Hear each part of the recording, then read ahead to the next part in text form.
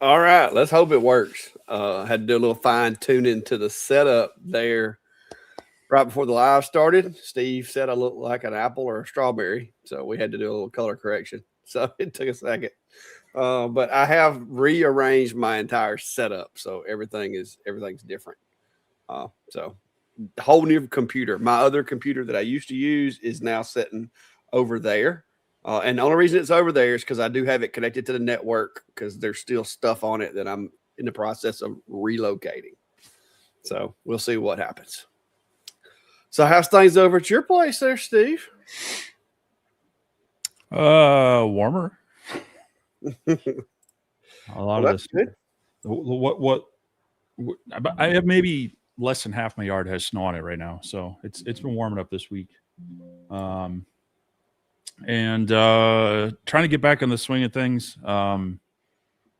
With videos, did put out a video on some more office art using the X Tool P3, playing around some true flat plywood and some of the designs that are available in X Tool Studio. They have kind of their own marketplace where people can just share. You know, it's kind of like the Make Our World printables for 3D printers, but with lasers. People can share things, and they have it to where you can either share them for free or people can put a price on them and such. And it can be a nice way when you're feeling like just, like creative block. You need to, play around with someone else's design to maybe get some ideas going, or even just someone else has done it and why recreate the wheel. So Yeah.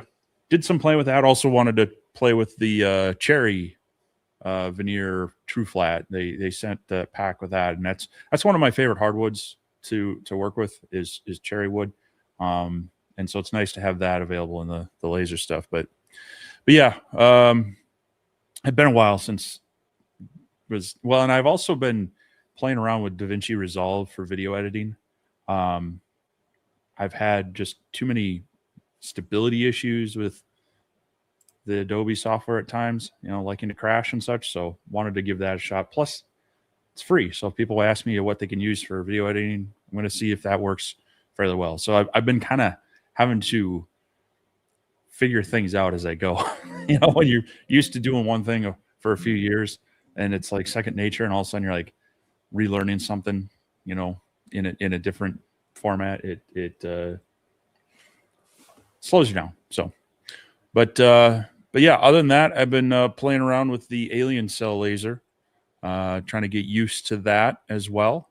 Doing some cut tests on some 1/4 inch plywood and engrave and cut. This is like that. This is like that Menards underlayment stuff. So that's sometimes a little sketchy on some lasers, but it seems to be handling it well. So, but yeah, Cool. yeah, it's kind of what's been up to up here. Yeah, it's been crazy here. Like this past couple of weeks has been just wild. Every time I turn around, something else is like breaking. I got water lines just exploding here and there. People running over things. Like it's been crazy. I spent 2 whole days this past week doing nothing but working on plumbing and then like it was like I'd fix one problem and then down the line there'd be another and another and another and it was just like, oh my gosh, please quit. So I've managed to get that resolved, I believe. So that's where we're going to be with that.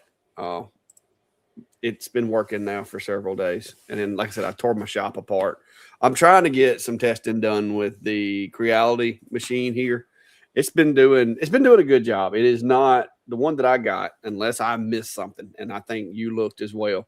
It's not Lightburn compatible, so you have to use their software. But I've kind of gotten adapted by using Xtool software and some of the other softwares that maybe it's just me, but it's not as annoying as it used to be, or either the softwares have just gotten better. I'm not sure what the problem is, but it's gotten a lot better. So I got that uh, working, and it's just doing a good job.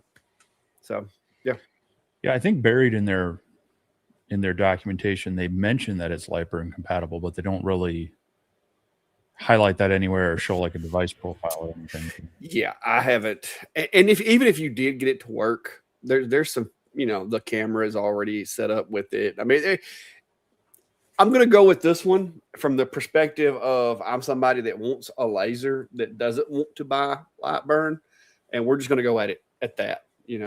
If later on they do decide to advertise it for Lightburn, then we'll approach it. But so far, it's been pretty effective. It's actually a really smooth little machine. That's only a 10 watt, so you kind of got to have realistic expectations with it. But the engraving that I've done with it, and even some of the cutting that I've done, because it does have air assist, which is a big improvement for a 10 watt.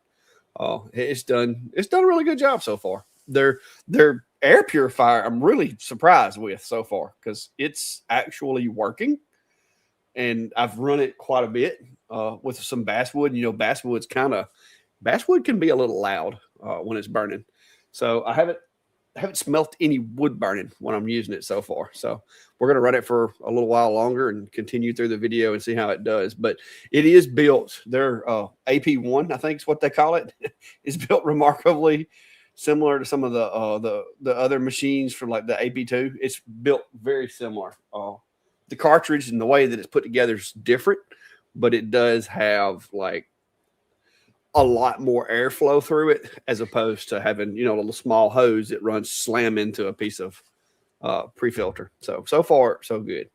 I'm going to run it for a few more days and then probably going to take the box apart and look at the inside and see how well the filters are holding up visually.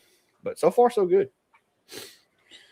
Yeah, the trick on those is to get, a good couple days solid. I mean, like actual like 16 plus hours of runtime on those, because most of them I've played around with, they start out good and you're like, oh, maybe this one will work, and then you get a few days into some heavy cutting and such, and all of a sudden you're like, I did a couple of like really large engraves that didn't turn out great because I had my settings all messed up.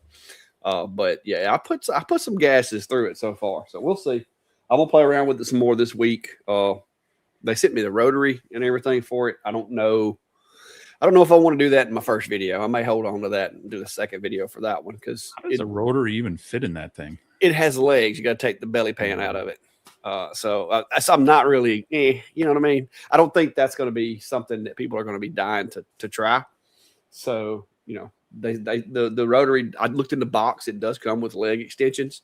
And you basically, there's a pan inside there that you take the screws out and it comes out. Kind of like the S1 did from X-Tool, where you had to put the riser underneath there. So you take this pan out and then put the rotary underneath there. So, which is going to definitely modify the way that it handles the exhaust. Because right now it does a really good job with the exhaust. And as far as being enclosed, it's like this one, I have not found any leakage anywhere as far as light. So that's good. But if you take the bottom out of it, then, there went that. Yeah, that's the thing on some of these smaller enclosed lasers where they do that, they lift it up to use the rotary. I'm kind of like, it kind of defeats the purpose of that. And it's more difficult than I find most of those when you get that heavier enclosed laser, getting it up on those feet and such. So, I mean, no different than, say like the polar light. I've had to take the base out of that and lock it up to try to work with a rotary and such. And now you've got, this wide open area for light and smoke such. So, but I mean, it's also, people, like you say, it's for a beginner laser. Someone wants kind of an all-in-one design. They don't want to buy extra software, and maybe they're going to occasionally do tumbler for themselves or friends or family. It's nice to have that option, but just don't be doing it on the dining room table, like or the coffee table, like some of the ads show. Yeah. Brian, it's the same lighting as I usually do. It's just some of my camera settings aren't exactly lined up the way that I had them. But this is exactly the same way I've had the lights for the past year or so. It's just some of my settings are not where I had them on my other computer. So I'm having to play with that as we do our thing. Like I'm constantly like, there goes the ISO. See, I can brighten it up. but I don't want it to be overdone. So I'm just trying to get it to where I like for it to be. I like for the background to be the background and not like it all look like a foreground. That's, I guess, the artsy part of me. But I don't want it too dark or too bright. We'll see. And also, I'm a stickler about, I don't like for it to smear. You get the ISO messed up, and it'll messes everything up. But we'll get it all fine tuned. It's just going to take me a little while to get it back like I like it. There we go. I think that's about. I think I'm getting close. I'm getting close right there. So put it on auto. See what it does on auto. Yeah, there's auto. Auto's not doing bad on this machine. We'll run it a little while and see what happens. See if it messes me up.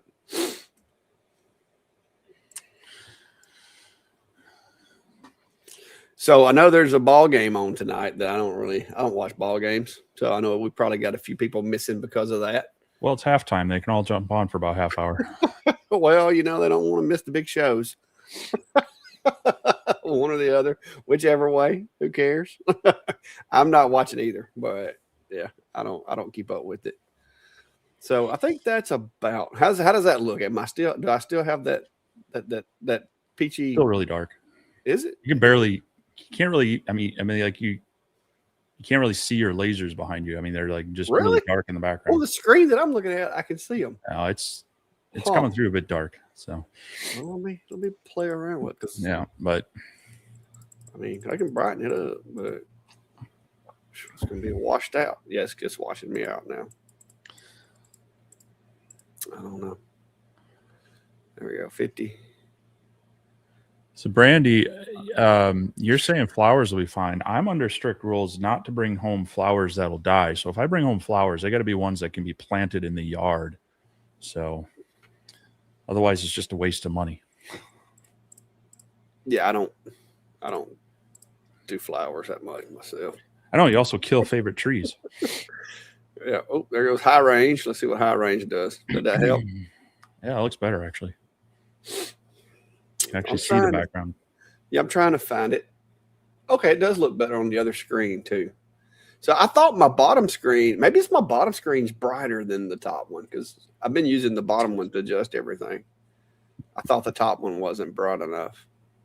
So maybe the top one is the one that is actually correct.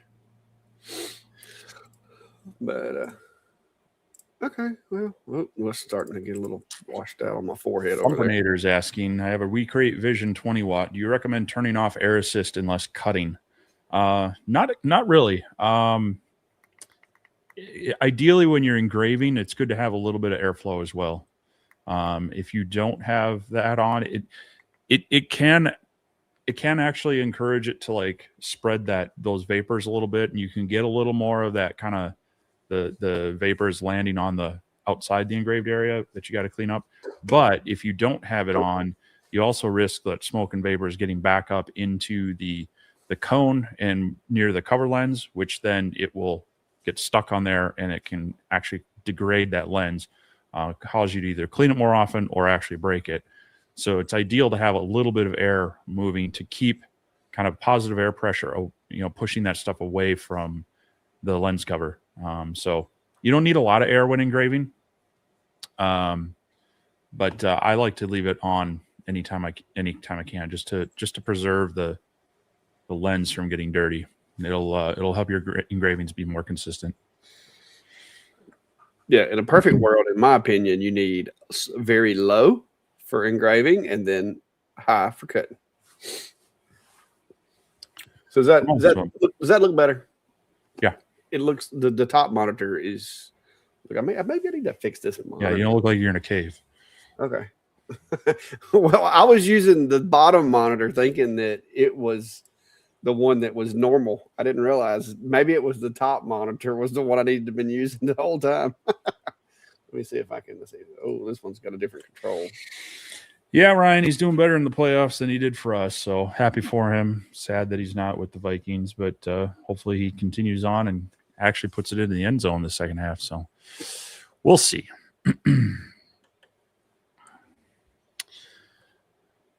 Yeah, I know I could 3D print flowers, but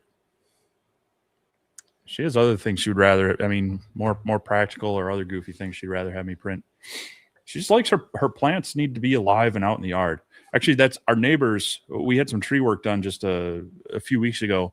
I needed some oak trees trimmed. My neighbors had a big maple tree that was overhanging our house and their house, and it was too close to theirs. And then there was another aspen or whatever pine tree in between our property and the neighbors.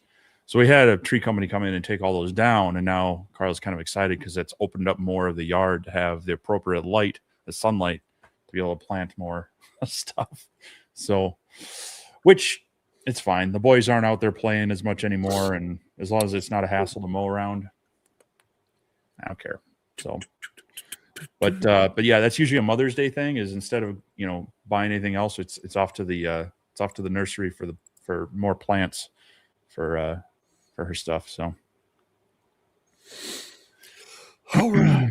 I think I got her all where I want it now. What else we got? So the question is, how do you turn down air assist in Lightburn? You can't. Lightburn can turn it on or off right now. Those are your options. If you have a relay in your laser that allows you to do that, basically you can turn it on or off. But you can get a dual source solenoid that when it's off, it actually has one line that basically is always on, and you can put a low pressure line through that. And then when you have Lightburn switch it on, then it will switch over to the other side, which you would have dialed up to your higher pressure. And that's kind of a way to get dual in a laser that if it has that capability to add that solenoid and that relay. But a lot of lasers, a lot of like the diode ones, they won't necessarily have that unless they have a smart relay built into their own software, like Xtool S1. If you have the right air pump, Alien Cell has that on theirs. Trying to think, there's a few others that have it more software controlled, that it'll turn it to a certain setting. Otherwise, a lot of them you'll either have the knob that you can turn manually, or they just have the on and off. Yeah, the only ones that I have that have multiple, like multi-powered, is going to be the Xtool series and the Alien Cell, because like you can set them on percentages of output. Like you can customize your air assist output on those machines, which is pretty cool, especially if you're doing like an image engrave. A lot of times, depending on the medium, I like running a little more air on an image than I do on a regular vector, because it kind of helps move that dust off of the material. So sometimes you can get a more consistent shading and stuff like that. So depending on what the material is, sometimes I like running a little more air on the engraves than I would on like a vector versus an image. So yep. Harold's asking, when doing subsurface engraving with an F2 Ultra UV, is there any reason to use AP2 since there's no smell or smoke? I can't think of any. No, I mean, because it's a contained, unless it cracks. If you're subsurface engraving, there shouldn't be any particulates created. Yeah. Now, if you're doing on the surface, I can tell you from fact, if you're surface engraving glass, it creates a really, really fine powder that almost looks like baby powder. And I would not want to be breathing that. So I would definitely run it if you're doing surface engraving. But subsurface, it's not creating any kind of particulates. Shouldn't be. Or you're doing something entirely wrong if you are. Yeah. The surface stuff, you'll get that silica dust, and that's a no-no for inhaling that. So yes. Kevin Rich is asking, how often do y'all change out your water in the laser chiller? I changed mine today and it was very clear. In theory, in theory, if it's a sealed system, it should be clear. It should be clean. With no sunlight to it. That being said, if you just put straight water in there and you don't add anything else in there, there could have been some contaminants, and you could end up with some like algae or other things that could be growing in there. Some places will tell you every 6 months or every, season change, if you're up here in the northern environments and you want to run antifreeze in the winter, but just straight water in the summer, a 6 month kind of thing would be good. But yeah, I've noticed the same thing. If I drop in a little bit of that RV antifreeze and I also drop in just a little bit of this algae cure, which helps kill off any possible contaminants. I don't get too worried about changing it out too often unless I feel there's a reason. If I'm doing maintenance on the tube and I got to disconnect it anyway, maybe I'd do it then. But here it would, at best, I would do it maybe once a year in the springtime kind of deal. So.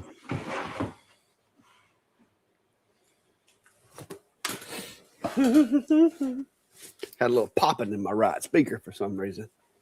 Telling you, I'm at Gremlins from moving everything around. You know how everything You're works. You're gonna be fixing stuff all stream.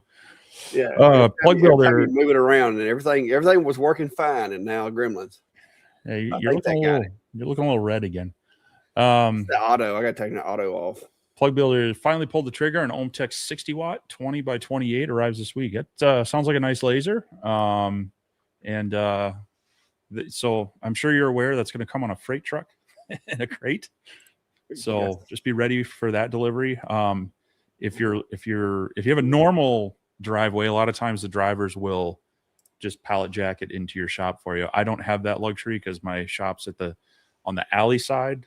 It's not on the street side, and it's a dead end alley. So it's really tough. Although I've had semi drivers say, well, I can back it up there. I'm like, I'm sure you could, but it's a long alley at dead ends at my place. So I usually just have them drop it onto my 5x8 open trailer, and then I'll wheel it around. But if it was ever too heavy that I couldn't lift it off myself, I'd be in trouble. But yeah, I think you'll have fun with that. And hopefully that all goes well for you. Ethan Kohler's asking, how do you keep a basement warm if no good air conditioning? Yeah, one of the nice things about a basement is it tends to keep a more constant temperature, but it's usually cooler. So I have one of those electric oil-filled radiators that I just will kind of run in the background. I also did in my shop area, I opened up a vent off one of the trunk lines to actually bring in some air. So yeah, you might want to talk to an HVAC person. They might be able to see if your system's sized right to just even add in an outlet down there. Otherwise, yeah, it's just the sealed oil-filled radiator. I run that on medium or so, and it usually keeps a decent space warm enough.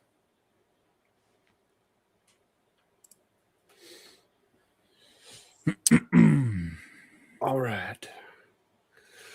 Whew, so many settings. Well, we'll get it there. It's coming.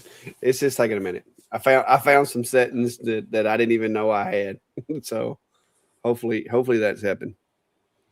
But yeah, it took me what a year to get it dialed in the way I had it before, or a little over a year actually, because I changed cameras. And I threatened to change cameras this go around. I'm like, I spent too much money on a computer. I can't be changing cameras right now. So anyway. Yeah, Chris says his water is 4 years with no change.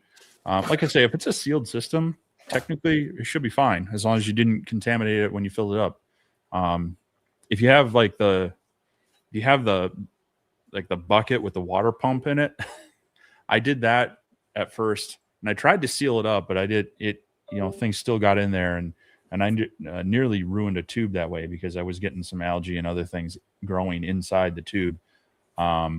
Little bleach will help clear that out over time, but the actual chillers do a much better job of not letting anything else in, because those water inlet and outlet, as long as you get those filled up and minimal air and you don't get any contamination in there, it's pretty much a sealed system that nothing adds or you don't lose it to evaporation and you don't add any contaminants to it. So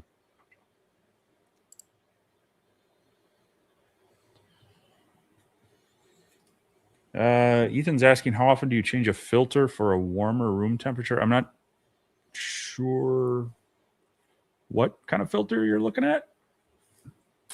If you're talking about the air purifiers on your laser, that really depends on your usage. If you're talking about your HVAC filter, I mean, it's going to depend on how dusty it is in your shop and your house. Yeah. So I'm not sure what we're That's looking gonna be at a question. That's going to be a question for your HVAC guy. there. Yeah. If you got a smart thermostat, it'll yell at you like, I don't know, random intervals to change that. Even though I've got one of those bigger Aprilaire ones that's supposed to go for like 3 or 6 months or something like that. Yeah. I'm still working on stuff. It's killing me.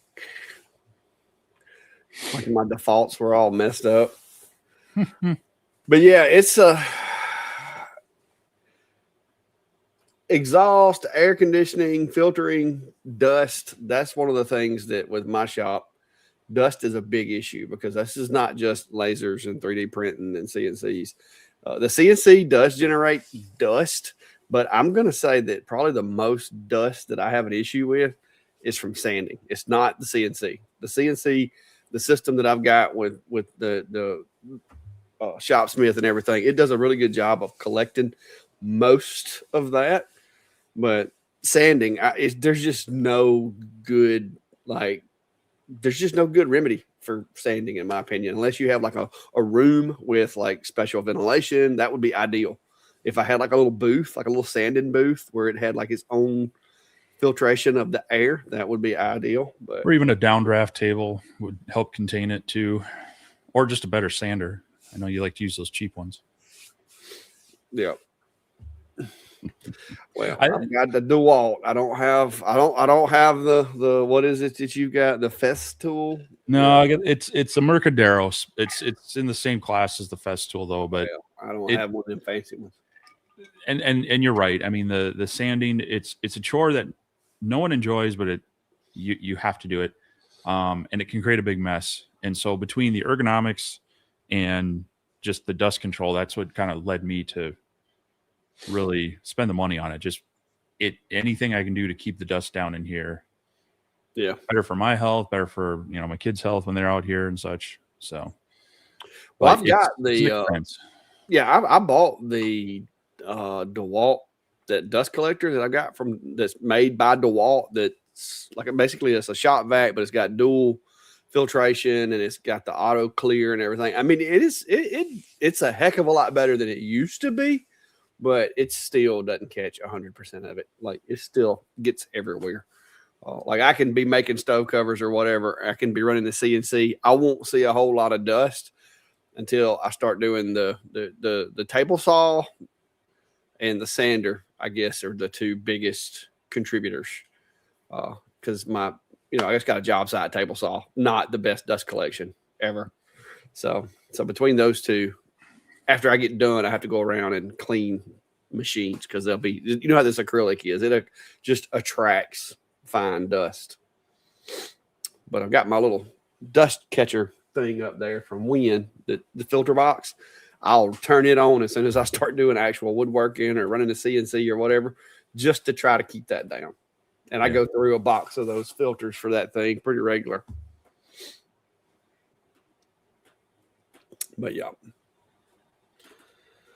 Dun, dun, dun. What's up, Cody? How are you, sir? Cody's in the house. You got an adventure coming. so plug builder's getting that 60-watt ohm tech and use the snowblower to go around the house, have to get the machine down the stairs into the basement. Going to try to use the neighbor's tractor to lower it into. Okay. Well, good luck. Try to get some help. And most of those machines, most of those machines, if you have to, you can unbolt the top from the base if you need to make it a little bit easier. But yeah, just take your time and get it in place. But yeah, I've seen a few people do that where they sometimes have the walkout basement where at least it's just getting it around the yard to the back. But some people who they have to hire movers to get, you know, these 100-watt lasers into their basement shops. Or, I mean, I've seen people do that with table saws. I can't imagine that. It's just, you better have some really sturdy stairs when hauling some of these machines into these basement shops. So it's one of my criteria. If we get a new house and it has a big basement like that, I want a walkout basement because it makes it so much easier moving things in and out. Oh, we got Cody stopping by, another non-sports ball watching person. Or maybe he is. He just wasn't tuned into us for the halftime show. Yeah, like I said, I don't watch sports, and I could really care. I'm not even 100% sure who's playing, to be honest with you. So I just don't keep up with it. It's not my thing.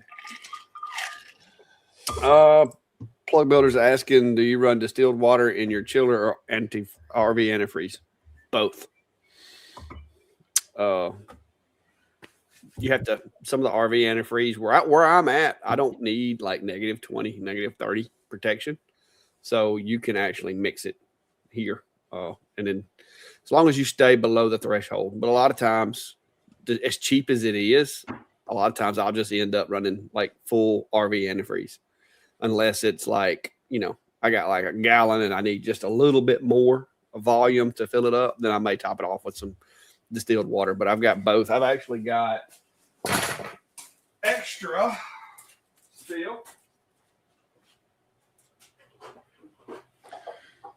You do want to make sure that when you're adding water, it is distilled water. I know some places, even X-Tool, have said in their manuals and such, purified water. You do not want to use purified water. Let's see. That's the Tractor Supply brand, and then this is just regular old Dollar General distilled water. So this is in the event that I get a CO2 machine or need to swap it out or fill one up. This is what I use. But yeah, even up here, I mean, I'm pretty good about keeping my shop above freezing, so I don't add a whole lot of RV antifreeze to mine. At best, it might be 50-50 with distilled water. So that's the route I go. The biggest thing is just making sure I would add though, get some of this if you got a pet store nearby, or go on Amazon, this Algicure, algicide, or just a little splash of bleach in there. That will help make sure it keeps any microbiological organisms from growing and thriving in there. So, yeah, especially if you have like transparent or semi-transparent hoses and you're near a window. Because if you have semi or transparent hoses and you're near a window, your water will turn green. If there's anything in there, I mean, the stuff can get in places you wouldn't think it could get. Hey, sounds like we need to have Cody come on. Everybody's got questions for him. What we got? Diamond State Precision's asking, Cody, how would your upcut bit work on cutting a laboratory epoxy resin top? It's going to make a lot of sticky dust that sticks to everything. I can tell you that from experience, because I use it when I'm doing epoxy infills and stuff. Like, I don't know about if laboratory epoxy resin necessarily, but like this type of epoxy pour, yeah, the dust the stuff makes, the chips sticks to everything. Like it's a mess. Well, the first trick there is making sure you mix your epoxy right and making sure you give it more than plenty of time to cure. If you rush it, your epoxy might not be cured. It's still going to be it'll feel hard, but it may still be just a little rubbery. And sometimes the down deeper isn't as cured as at top. Yeah. Give it 2 or 3 times what you think it needs to cure. Because that you'll run into fewer issues with it being gummed up that way. Yeah. Mine never gummed. I've always waited, like most of the ones I've done, I'll let it sit for like a week before I start digging into it or sanding it or anything. Because early on, I tried to sand some epoxy too soon. Mm-hmm. Oh my gosh. And I ended up having to like do a finishing pass with a CNC after it dried completely, and then going back and sanding it all the way down. And it really only needed like a touch-up sanding. But after I hit it with that sandpaper and it wasn't completely dry, it did not bode well. So yeah, It says they're factory made tops, 1 inch thick and hard. So yeah, as long as they're cured, that should be okay. You know, the upcut is going to help extract the chips. If it's a well cured epoxy table, and there isn't any, I mean, if it's a laboratory one, it should be degassed. It shouldn't have any air pockets or bubbles in it, so it should be okay to not chip out. But that would be my biggest concern is if there are any imperfections in that epoxy, getting some chipping on it. But having not tested that myself, can't really give you any recommendations on it. But maybe Cody's got some people that he's worked with on that could give you some speed and feed settings and whatnot. But yep.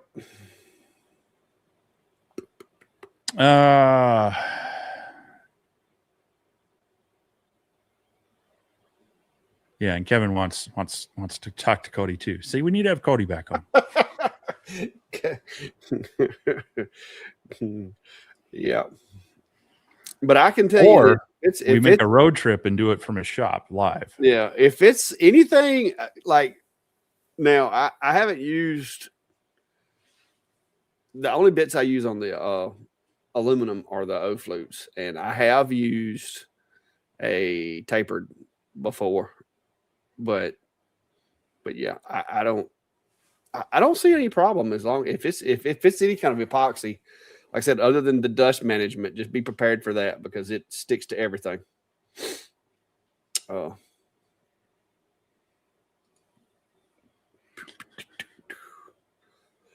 gotta figure out why this speaker's over here popping.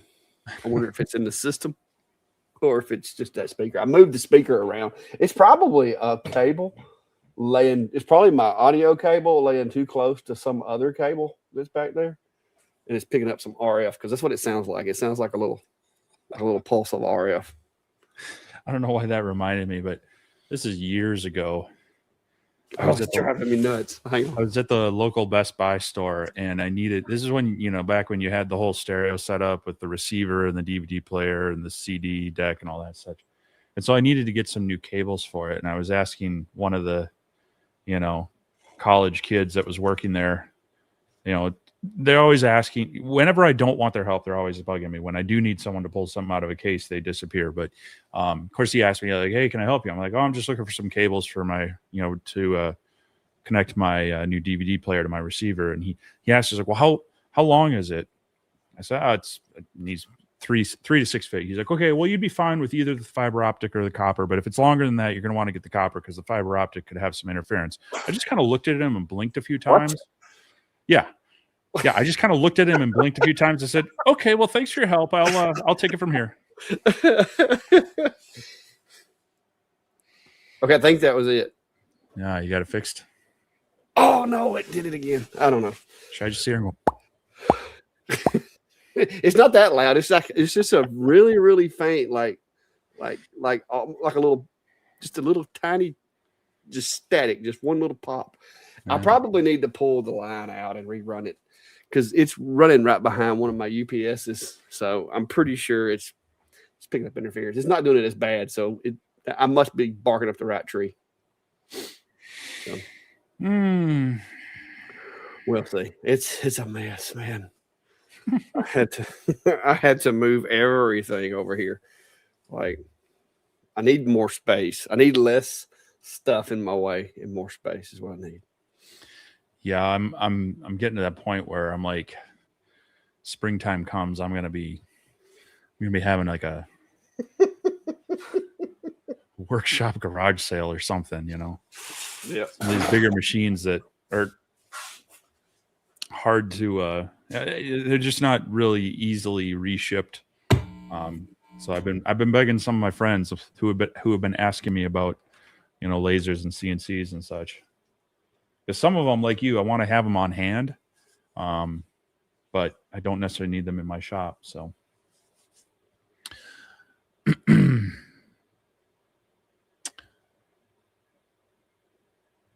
yeah, Diamond State, a road trip is doable. It's doable, but for me to drive to Cody's place, it's about 23 hours of straight. I mean, that's just the drive time, let alone, pit stops for gas, lunch, and sleep. But need to do it one of these days. He's like just over an hour for my dad. So, I mean, I've got a good excuse to make it. It's just if I plan a trip down there, I got to plan 4 days of traveling time just to get there and back. So, whew, it's a lot of traveling. Yeah, not something you want to do in the winter. Although not like I want to visit Arizona in the summer either. So, Here's a dry hot though. Yeah, because that makes all the difference.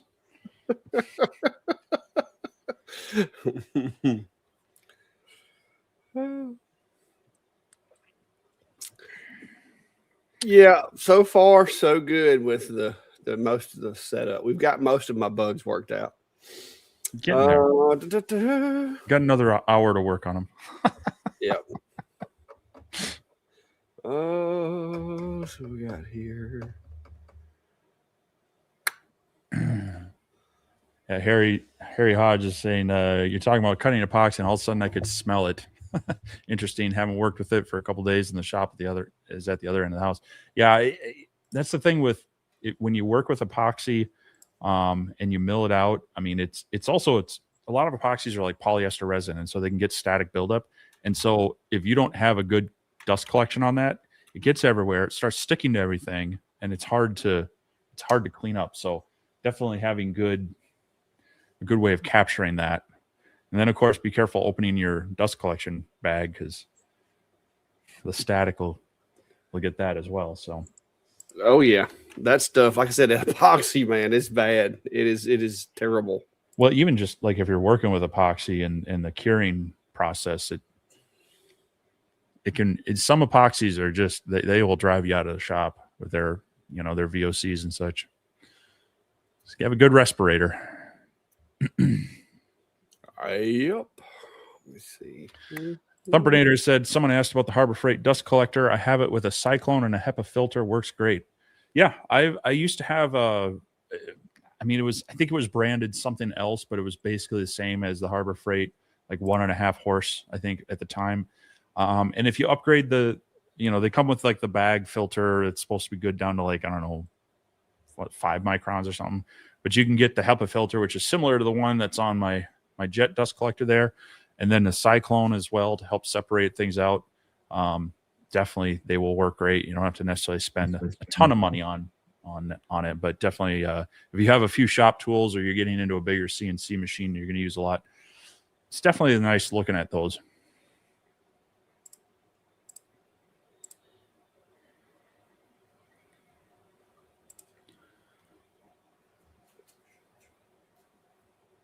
Did I kill my sound? No, you're still there. I was trying to use you talking to see if I can figure out what was causing it, and I think I'm on the right track now. So yeah, it's Kevin Jensen's asking, Clack, did you ever use the rotary with the conveyor on the Lumos? If so, how did it work? No. So I'm not sure how you'd use both of them together. Well, there were some folks saying that you could take the rotary and put it on the bed and to do like longer things or whatever. And I think they even advertised that. Yeah, that's right. They did have that. You know how problematic that would be, first of all, because you have no way of attaching it to that conveyor belt. So you've got to line everything up manually. No, thank you. Yeah. That was no. I forget about that. They were showing it like doing long baseball bats and other things. Yes. Yeah. And that's not, no. I think at some point, I think these companies, like I said, I understand they're trying to market it and say, hey, you can do all these things, but also people will get it and then try to do it and be like, well, this is really hard. And they're like, no crap. I mean, you've got so much variables and so much alignment that has to be done. And yes, it's going to be tough. So yeah, no, I never tried that. That was not on my list of things I want to do. Before I would do that, I would I would just like make it sure it wasn't like one continual design, and I would just move it and do like sections. even that is fraught with.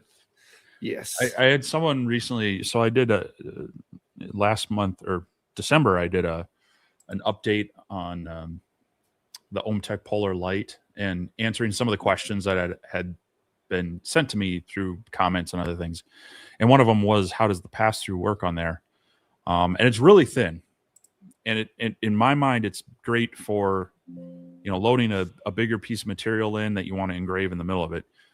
But, people are asking like, can you actually work on a larger engraving? And, you can use the print and cut feature and such, but anytime you're doing that or working with any sort of conveyor, yeah, you run the risk of, if it's slightly askew, if something doesn't grab right, if you don't get the things lined up right, I mean, now you've got this bigger piece of material that you've just ruined as well. And so you got to really have to want that project or have it pay really well, because there's a lot of risk with it and a lot of time involved. So, yeah. That's like I said, that's when you start getting too complex with things. It increases the chances of something bad happening. Yeah. And there's just some things it's just like, it's easier for me to just tell somebody, no, I can't do that. Yeah. I mean, yeah, it maybe it's possible, but I'm not going to do it, because if you bring me your baseball bat and I set this thing up on a conveyor with a rotary and then one thing goes wrong, now, what could have been a money-making operation is now money just wasted. So that's a lot of times the hardest jobs are the ones that you take that you shouldn't have taken to start with. So now if you're just wanting to play with it, have fun, go for it. But yeah, no, not something I would have been dying to do. Yep. Yeah, I get a little, when companies are talking about their new lasers and they're talking about conveyors or things like that, I'm kind of like, ugh. It's just, unless you're really setting up to use that quite often, they tend to be a bit of a hassle. Now on the P3 from Xtool, it's, if you have their stand or you have another rolling stand that you build that's easy to move out, they've made it a little bit easier to swap in and out from that than the other ones, since everything just kind of attaches laser. Now that's assuming you only need the first branch. You can get the extension rollers to support it further out, but then you have to have something that holds those at the right height. But yeah, it's just it's the space issue, because most of us will have it near a wall for air extraction, often up against a wall. And so then now to move it out and away to be able to use that front and back, for at least, kind of hobbyist home business, working out of your shop, your garage, you probably don't have a ton of space to have your laser just kind of in the middle of everything. But that being said, it does expand their capabilities if you get everything working right. So not saying they're completely ridiculous. It's just, I find them to be more hassle than they're worth. Yeah. I don't typically use those, because they, one, like you said, the area, the space that they take up, and two, it brings a whole bunch of new variables into the job. So just not something I'm a fan of. Well, and also, even just using the pass-throughs, you're opening up the cabinet of the laser. Yeah, it's hard to control the smoke at that point. So yeah, it's like I said, bunches of different issues can arise, and so I just assume not do it. Oh, that's my little thing, my little 2 cents about it. All right. I think I've chased that mouse all I can chase it. It seems to be doing better. Jared Grady's asking, any tips on using a CNC on different species of wood in the same project, one being Purple Heart? Do I just slow everything down to account for Purple Heart being so hard? You're only as fast as your slowest man. I would say it's, hardwoods, you can run into some that maybe you need to make a shallower pass on and There's a variety of variables that can ease up. I mean, you're trying to hit a certain chip load, and so there's your rotation, your depth of cut, your feed rate, but also the density of the wood will take into account of that as well. But yeah, you could slow it down a little bit, but you also don't want to slow it down too much in the fact that now your bit can be burning and burnishing the wood instead of cutting it. You're going to end up with more dust than chips. So a little bit of that is, I would, as in any project, get some extra, maybe run some quick sample tests on it. And depending on your machine, it's nice when you have one that you can kind of adjust the speed on the fly. Most of them I've used have had that feature, other than my stock Onefinity didn't. Some of the newer ones do, but like if you're using G Sender with a GRBL CNC machine, you can adjust it within, I think you can go up or down. Is it 50 or 100% speed? It's 50. 50, It yeah. does it like 10% increases. I think it's 50. So you can kind of play with that, and so you're watching, you're listening to it, because you'll kind of get an ear for, hey, that sounds like it's cutting well, or it sounds like it's getting chatter, or it doesn't. You're looking at your chips, it looks like it's actually making chips versus dust. And then of course just looking at the quality of the cut when you're done. So but yeah, it's you'll find some variables with really hard woods compared to soft woods, but generally a hard to harder wood, there's going to be a bit of a variable, but not necessarily as much as you might think. If you've got quality bits and you got your speeds dialed in pretty well, you're hopefully going to be close, and you're just going to be making adjustments of maybe 10 to 20% on your speed, or possibly shallowing up your depth of cut a little bit. But yeah, it's one of those things that you kind of have to play with the material and your machine and the bits you're using, and do a bit of a test cut to kind of feel it out. Yeah, and a lot of times too, typically anything, if it's like not plywood or poplar or pine, everything else pretty much I run basically the same settings. Some materials I will change my step over a little bit. Like if I'm using, like, let's say I'm doing oak and then I go to maple. Okay, I may take a smaller bite on my step over, but like you were saying earlier, sometimes you got to be careful about going too slow, because if you go too slow, now you're going to start, like you said, scorching and burning and all that. Whereas if you just like decrease your step over just a little bit, you're going to reduce the work as far as the cutting edge of that blade, but it's still moving at the same speed. So you should avoid the heat issues a little better that way, because you got two things. It's running the same speed, and it's actually biting less material as the blade cuts.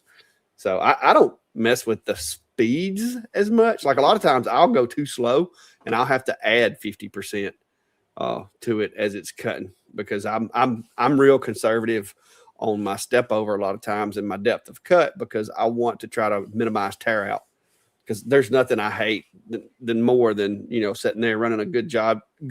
And let's say I forgot that the grain was running this way, and I've got my job set up to where it's basically going with the grain. And if you go too fast and try to take too big of a bite, next thing you know, you got like toothpicks flying off of your material as it's going through there. So it to me, I'm very conservative. I got more time than I do material most of the time. So I just take it slow.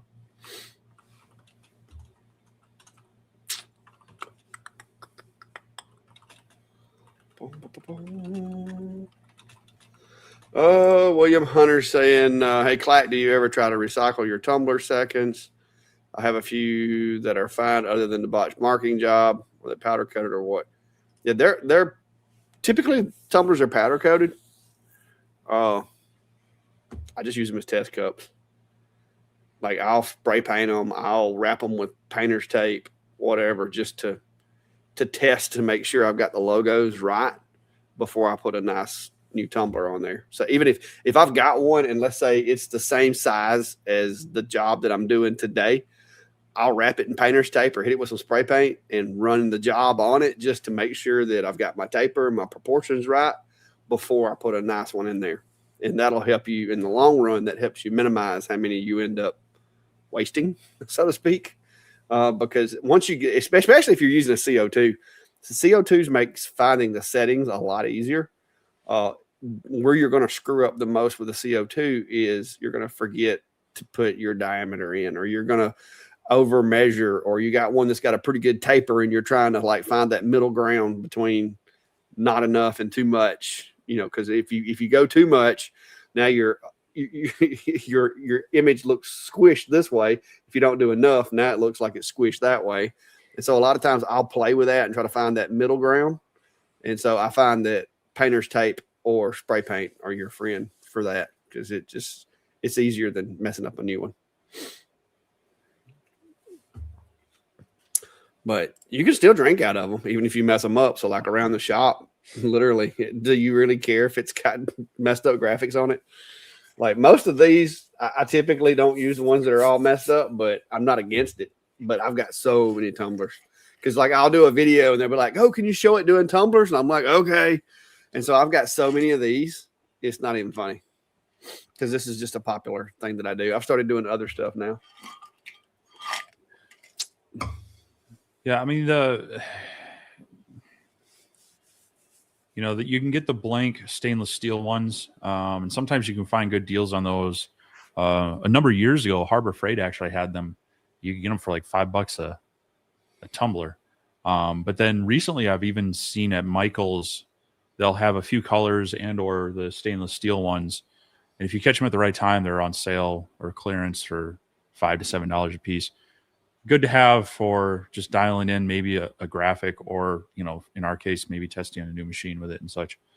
But yeah, when you get into the powder coated ones, you can only run them so many times. Yeah. When you're testing the actual like removal of the powder coating, you can paint over them. Sand these down and make them bare stainless. Yeah. But if you're using a blue diode and you're playing with settings, a lot of times you're going to actually discolor the metal, and so you can get the coating off of it, but you're still going to be able to see the ghost of where you engraved it, because it does actually, blues especially will change the color of the metal if you're not careful.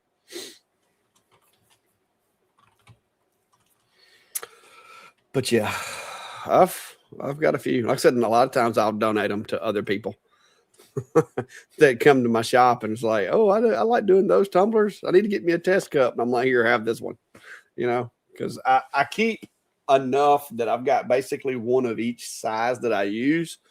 But occasionally, I'll get something new in. Yeah. You see my project I was working on today? They're in between clear coats right now. Yeah. So I did something orange today. Did you? Yeah, well, I was trying to film inside a laser, and I looked at the footage, and it was, blindingly purple. Yeah. So you made you a camera filter? Yeah, I should probably make something that it would slide into, but I just have some. I was going to say, listen, I can't believe you didn't 3D print you a little bracket for it. I mean, the tape works, and I had it, and I didn't have to wait. Hey, if it was me, it'd be painter's tape. I use that for everything. Well, so this is called Blender. It's actually a medical tape. Oh. But in the model aviation hobby, especially with like electric airplanes and foam airplanes, you use this as like hinge tape and such. It sticks really well and it's flexible. It doesn't come off easy, but it can come off. And so I have just a ton of this because I used to stock this for when I made kits and I'd go to events and sell them. I'd have the glues and the support material to everything. So I have so much of this stuff. Yeah. But yeah. So yeah, little scrap piece of laser safe acrylic, and the CO2 blasts right through it. So yeah, that stuff. If it's actually laser safe, I've cut that before with a blue laser, and it actually cut pretty good. As long as it's actually the laser safe stuff, it seems to do pretty well. I tried some regular orange acrylic, and it didn't work so well. But yeah, what is it I made? I made some brackets out of it. think they're over here.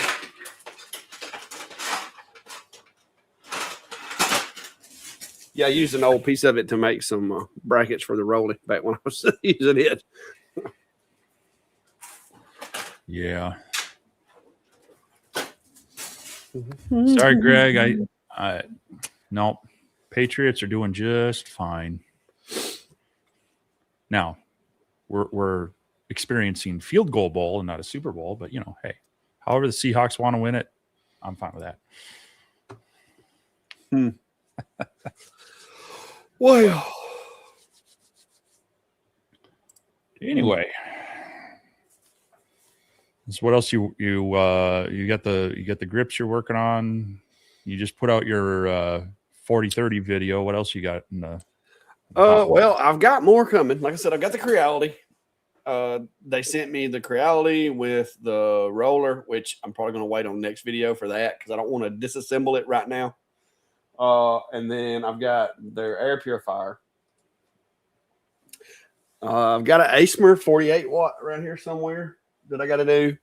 And then, of course, the elephant in the room, so to speak. I have the Atom Stack Glacier enclosure that I've got to get around to. But I've got to wait until I get some room cleared out to do that because we both know that thing is massive and takes up too much space. I have made arrangements for it to have a place to live once I get through the video. And so it's going to be here briefly. But yeah, it's going to be, we'll be playing musical lasers because I've got some other stuff that may or may not come through. And if those things come through, then I'm going to have to free up some space. So yeah. And I'm fixing to move some stuff around anyway. I'm just tired of not having any storage or anything like that. And I've got stuff in the house that needs to be out here. And it's just gotten crazy. So yeah, doing that. I'm trying to do less big things that take up a lot of room. That's my problem I got right now because I have no storage remaining.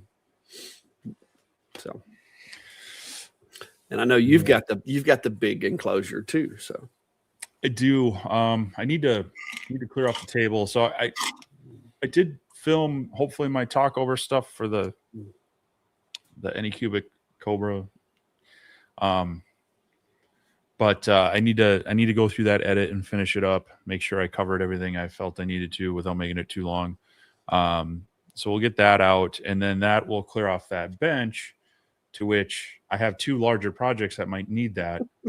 The second of which I'm not sure I'll be able to physically move after I build it without, getting the crane and three of my best friends over. So, yeah, I'm also trying to figure out if I have enough ceiling space that once that enclosure is built that I can just tuck it up. That's where I've got the laser kind of hung up on the ceiling and some brackets for when I'm not using it.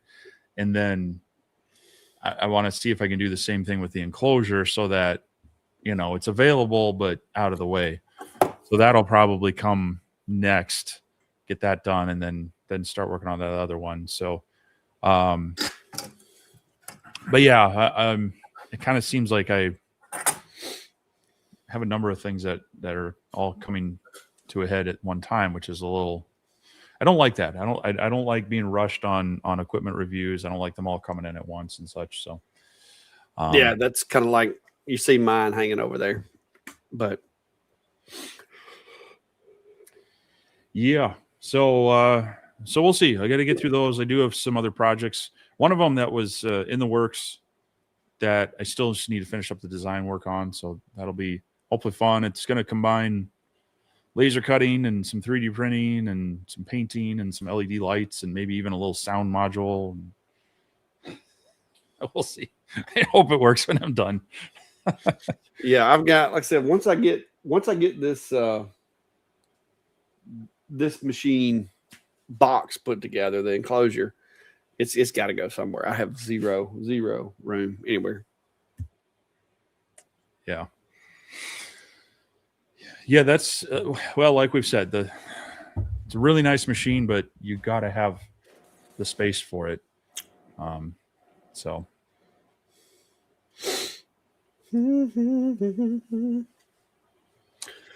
Yeah, I have no more room. Oh, wait a minute. Crafted Creations is asking where's the best place to get laser safe acrylic for a fiber laser. The only place I've ever been able to get it is it JTech Photonics, I think. Isn't that in the name of it? That's the only place I've ever ordered any from. Just checking to see what wavelength those are actually rated at. Well, they've got it different wavelengths. Last time I looked, the 455, they had some 455 as well as the 1064. Do they?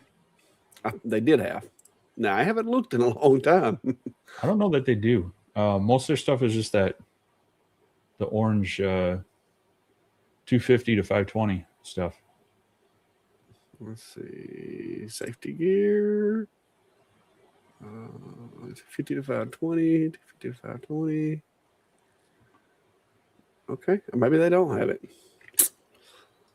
Was it Cloud Ray? Was the other one maybe?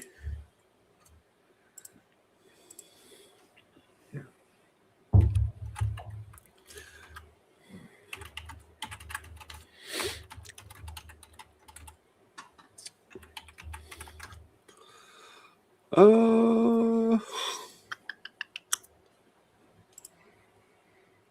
Well, Com Marker sells it. Apparently.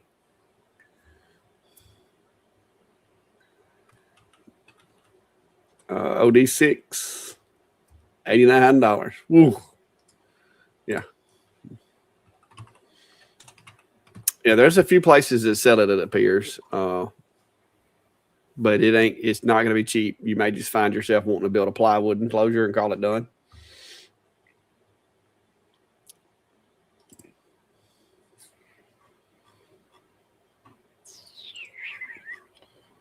Yeah.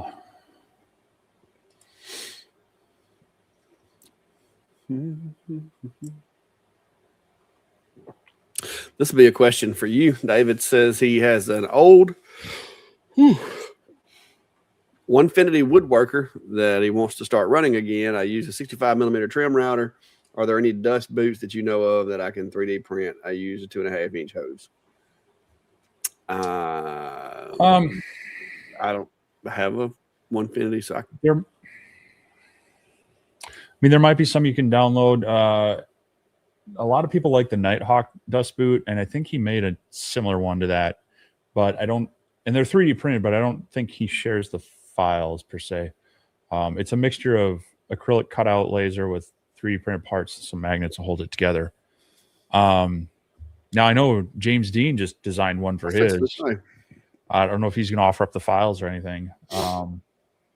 But yeah, so I mean, there's some basic ones out there. If you just search on Maker World or Printables or one of those, you can find some. They just basic ones that clamp onto the router. I haven't tested necessarily too many of those. I've been kind of looking at some, but yeah, I mean, I look at these and they want 120 for it, which I'm sure is fair and everything. But when you have your own printer, you're kind of like to save the cost on that. So, but yeah, I don't have any good recommendations on that are like free downloads right now. So, yeah.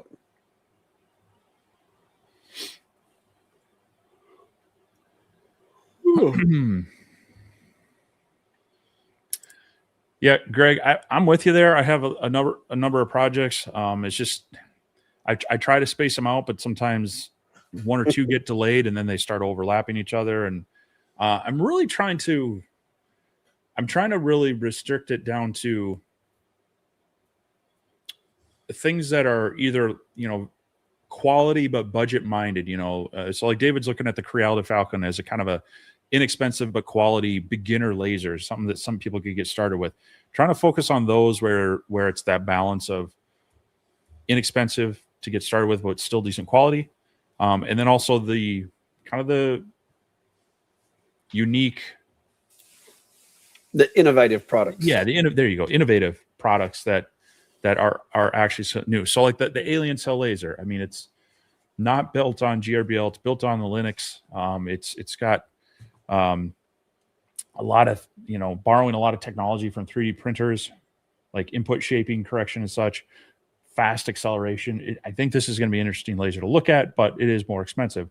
So we want to look at those and say, hey, is this actually worth the extra cost for someone that's wanting to step up into it, or someone wanting to spend some money on that? But trying to back off on too many, here's the latest rebranded, same old, open frame gantry style 20-watt laser kind of stuff.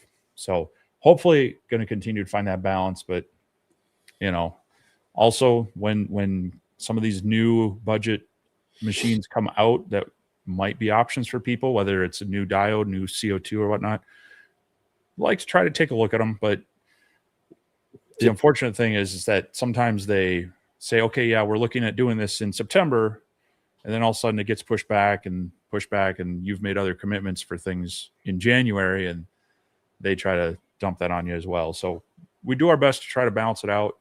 And then, of course, sometimes just life, family, work get in the way for me. Water lines. Well, and part of it too is I know me personally, I'll get 2 or 3 emails or messages or whatever you want to call it a week. People going, hey, I'm looking at this new machine that so-and-so come out with. What do you think about it? And I have 2 options. I can either just sit over here and run one laser and tell you guys that it's the greatest laser that there's ever been, and you should not even look at another one. Or I can actually, try some of these other machines out and see what the new advancements in technology are, so that I can, help those folks make a educated decision, so to speak. So that's kind of the balance too that you got to look at, because I hear a lot of folks talking about, well, this is the best laser there ever been, and then you look at their channel and they've literally had that same machine like for a year. And yes, when they got it, it probably was, but technology is advancing so fast.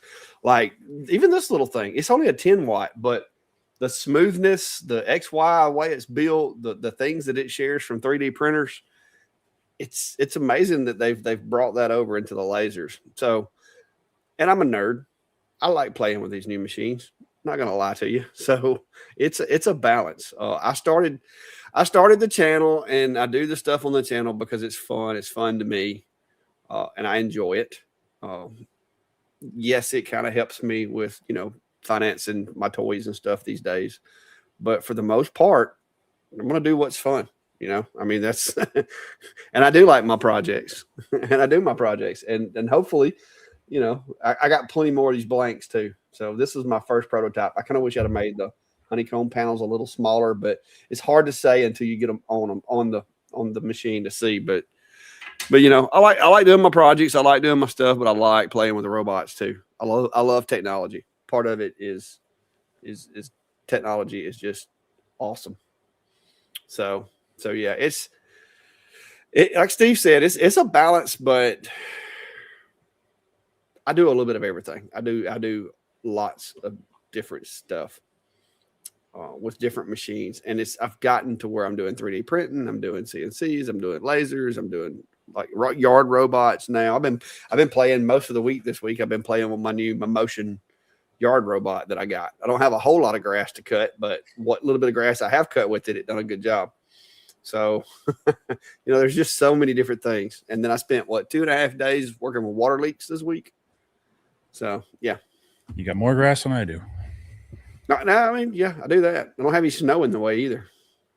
It was actually about 65 or 70 today. The bees were out flying around. I mean, it was kind of nice. Oh, what was that? Oh, Tony saying shipping containers aren't bad for storage, and I don't guess they would be, but if you've ever looked at where my place is on a map, if you can figure out how we could get one up on the hill behind my house, let me know. Because if I put a shipping container on the hill behind my house, one end of it's going to be 20 feet in the air, and the other end would be laid in the dirt without some major dirt work.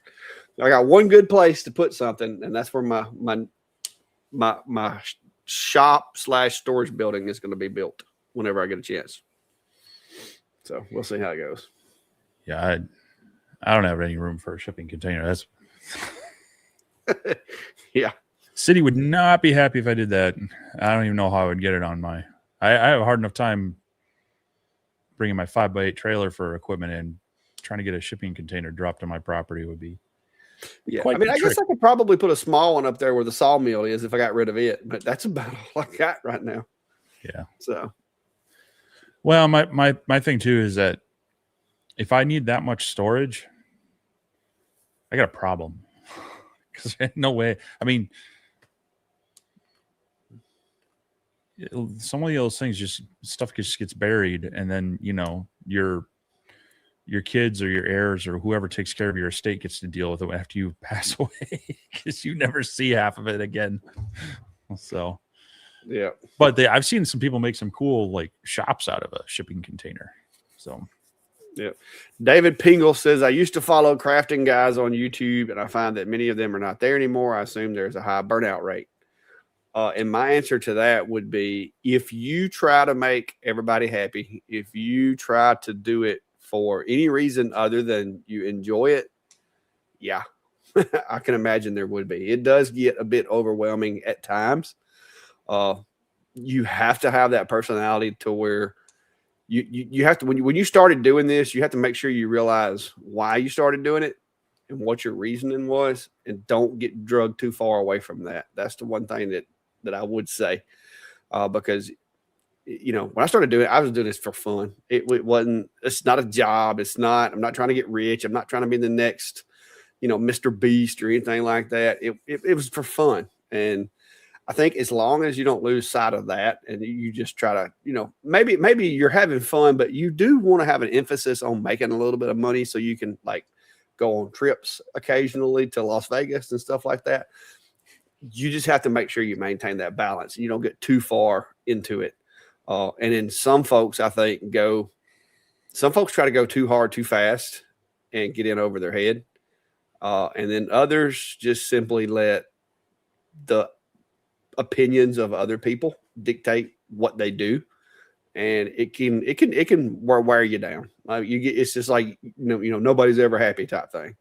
So there's a lot of different angles to look at it from, but yeah, there is definitely, it's one of those things that takes a lot of input to get it going, and it takes even more to keep it moving. Because once you get it rolling, everybody's like, oh, once I get my channel monetized, okay, yeah. But you have to keep paddling. You have to keep, it's like going on a upriver excursion. If you quit paddling, you're going to end up back in the Gulf. I mean, so it is a lot of work. So if you don't truly enjoy it, and if you don't get up in the morning wanting to do it, then yeah, it'll burn you out. And that's one reason why my stuff that I do is mostly because I want to do it. I enjoy it. It's the things that I like doing. So you just gotta, it's easy to be motivated if it's something that you enjoy. If you ever get it to where it's not something that you enjoy, motivation will fall quick.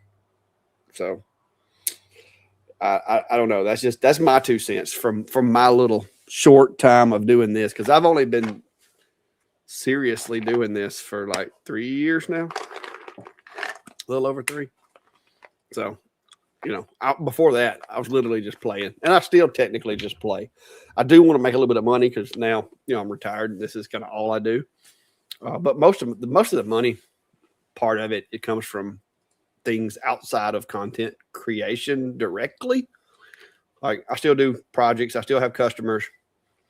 I sell files, different things. So it's cool. Well, I hope my audio is not cutting out for nobody else. If it is, it's internet related. Well, it's not on this end. So speaking of that, this popped up on my Facebook memory. 4 years ago yesterday, I posted the X-Tool D1 video. And I've had my YouTube channel for way too long. It was monetized, and then I stopped doing it because that was back when I was doing more model airplane stuff. And then they changed their monetization metrics, and I actually was demonetized. for a while. And so this was a video I posted just like you're saying. It was just for fun. And I wasn't getting paid for it or anything. So but that was 4 years ago, and I definitely feel that where other factors can, it's hard to say why people quit. Sometimes they'll tell you why they quit. Sometimes they just disappear, and they're just sometimes good intentions. You want to do it, but other things get in the way, or like you say, you lose that passion for it. But yeah, so that's definitely for me. I try to find the balance. I try to pick things that I want to do.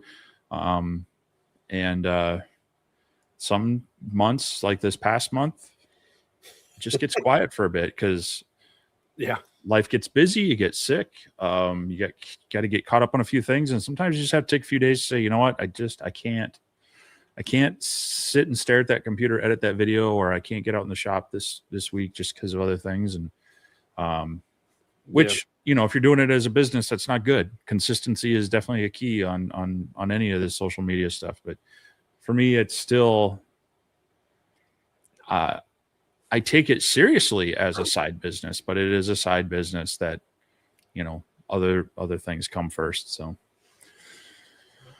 Yeah, that's kind of where I'm at. I mean, since I retired, yes, this has been more and more a part of what I do. It's something to keep me busy. So it still gives me purpose and something to do every day so that I'm not just sitting around bored or coming up with harebrained things to spend money on because I'm, got nothing else to do.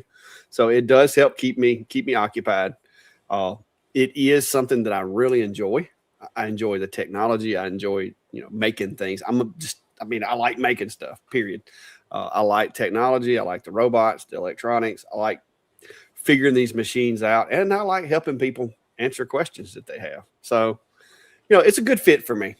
This is not, me trying to get a Bentley or anything like that. This is just me having fun, enjoying myself, basically making enough money out here to pay for my toys and keep the lights on and all that stuff, and finance a couple of trips a year, to either to Vegas or like coming up in, August, going out to Texas. Those are more or less, that's what I'm working for. Just to finance my own fun shop stuff. Because, for the moment now, eventually, maybe it gets bigger. Maybe it doesn't. Financially, I still get paid to stay at home now. The state puts money in my checking account every month. So there's that. But yeah, it's not as easy as some folks think. And I've got friends that have channels, want to have channels, are considering having channels. And that's the one thing that I can tell folks is it's don't have expectations, have goals, but don't have expectations, because you will be disappointed, and understand that it is a lot more work than people see. Like it's from the outside looking in, it looks like it's just all fun and games and there's nothing to it. But when I tell you that since June of 2022, when I started this channel, unless I missed one through being sedated during my surgeries, I have responded to every text message, email, direct message, comment that I have ever got on any of my outlets. So yeah, I know I ain't got to do that, but that's just how I am. And so, yes, it's a lot of work. It doesn't go off. I have just recently, since I retired, I can now set this to do not disturb when I'm at sleep at night. But when I was working every day, due to the nature of my job, I could not set my notifications to do not disturb. And so I'd be 3 o'clock in the morning, somebody would be up working on a laser project and start messaging me, and it'd be like, ding, ding, ding, ding, ding. So since I've retired, I have been able to limit that a little bit. I have it to where there's only certain contacts in my phone that can disturb me after a certain time. So it's a lot different than a lot of people realize. me included, because when I first started doing it, I was like, oh, this is going to be so much fun. I'm going to make so much money, blah, blah, blah. You know, it is not as it is portrayed in some circles, but it is fun still. Yeah. Well, I can't say that I've replied to every comment. I know I haven't. I try to, especially the ones that, you know, they have a legit question. It's something I can help. And that's a lot of my drive is I like being able to help people. I like being able to inspire people, answer their questions. And so that's part of why I will reach out and accept some of these things for certain lasers. Cause I know people will have questions about them. The problem is that people will have questions about, I mean, I still get questions on lasers that 4 years ago. I'm like, I don't have that one anymore. I haven't used it in a while. But it's an interesting thing that, you know, in dealing with these companies, a lot of them will be like, you know, they're pitching it as you're going to make money on this. You'll sell lots of these in affiliate sales. And I'm like, and I have to tell them, I say, listen, it's great when someone watches the video and they go, okay, I really want to buy this and I'll use your link. But the last thing that is my goal is I don't make my videos with a marketing spin on them. I try not to anyway. I try to make them informational, educational. And so getting them to understand that that's not my goal, my primary goal, you know, I mean, because they're always like, hey, you know, maybe you can push this sale coming up. You know, they want you to actually mention it in the video. And I'm like, well, now it just turned it from constant, you know, like more evergreen content into something that's kind of fixated around this one-time sale kind of thing. And so I don't really want to do that. Yeah, me and you do more of a show and tell than we do a sales pitch, I feel like. But I also love those comments that I get where, and some of these are on older videos. I had someone comment on one of my videos just overnight, I think. It was like welding text in Lightburn. And they said, you know, especially when they'll tag a certain point in the video, like at 4 minutes, you said this, and if everything just finally clicked, thank you, thank you, thank you. I've watched so many videos on this, and I finally get it. That's what's worth it to me. That's what that's kind of the motivation for me.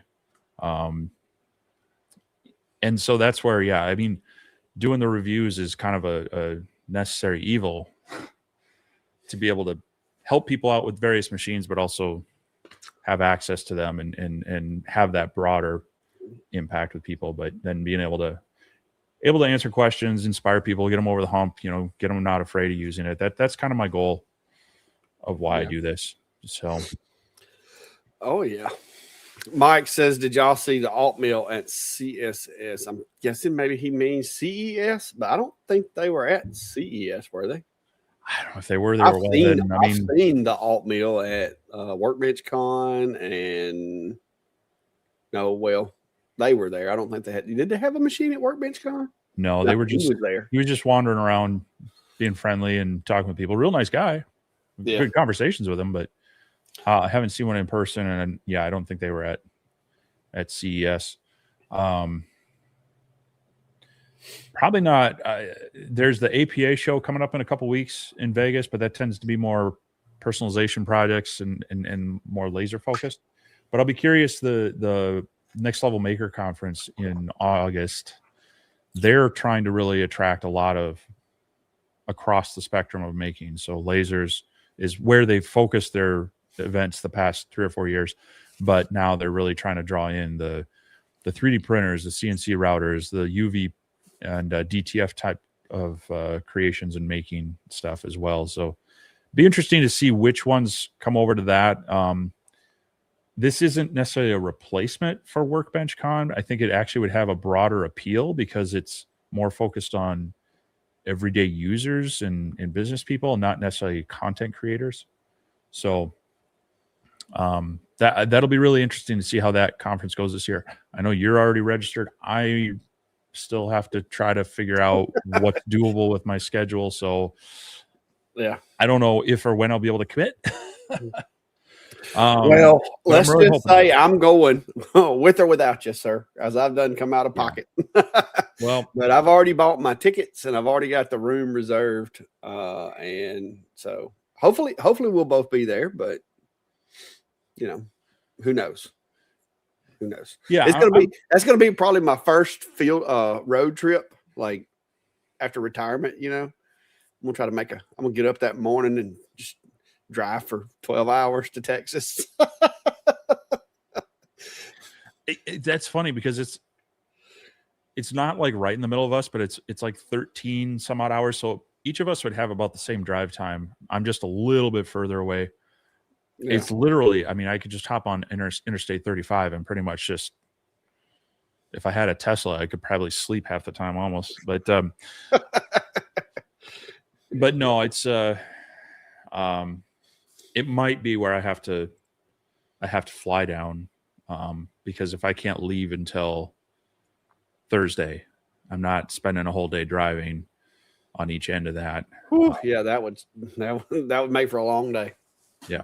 So, but yeah, I'm hoping I can make it to that one. I know a few other people are in the area, so that's definitely something to keep an eye on. It's the Next Level Maker Conference. It's in Grapevine, which is just north side of Dallas Fort Worth in Texas. It's like August 24th, I think, ish, somewhere around 24th, 25th, somewhere around there.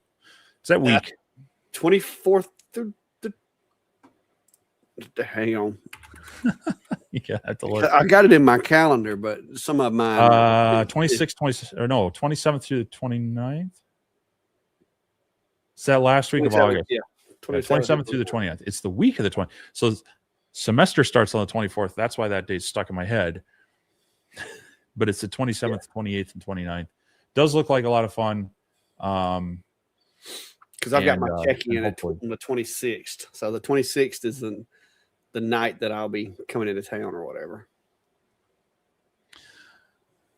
But yeah, it's those events.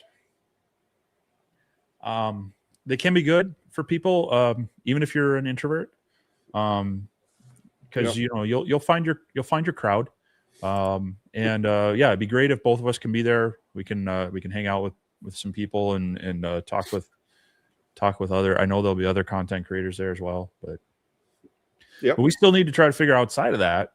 Hopefully, we can get together sometime, whether it's up here or down there. Like I say, I got to clear out some machines and such. So, yeah, well, maybe I could come up with something. We'll have to see. But yeah, the next level is going to be, because last year I did CES and Workbench Con. Well, Workbench Con has been phased out or whatever. The maker event over in Texas is probably. I really wish it was in Atlanta, and I know they're having the the Woodworkers Convention or whatever is in Atlanta the same weekend. AWF. The makers, which I wish they would. I wish they would fix that, because I could scoot over to Atlanta and do that one in like no time, because it's like 3 hours to Atlanta. Yeah, I wish they would offset those. Well, they're two completely different things. I mean, AWF is really like commercial woodworking, like big garage size machine type stuff or bigger. I mean, I would still like to go to it though. Well, right. It'd be like us going to CES and visiting the whole auto section. Really cool to see, but nothing relational to anything we really do, Yeah. So yeah, it's but no, finding those events and such can be a good way to, learn more, make some connections, network with people, get inspired, have like a vacation / business hobby kind of thing. So, well, William's asking, so how much money can I make with this laser and how many days for it to pay for itself? That's kind of like asking how much fish can you catch if you buy a fishing rod. It's going to depend on your skills.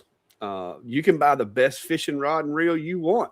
If you don't know how to catch fish, you're not going to catch fish. Lasers are not magical. They do not come with little tiny salespeople and little tiny marketing people built into them.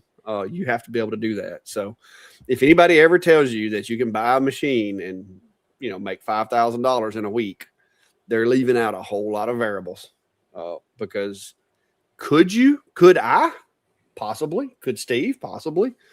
Could the guy down the street that's never done this stuff before? Not likely. So there's a lot of variables. Can you make money with lasers? Yes. Depending on your market, depending on your work ethic, depending on your space, depending on your ability to price jobs and deliver them accordingly. I mean, there's a lot of variables, but you can, but there is no guarantees. So, how about that? What do you say, Steve? Yeah,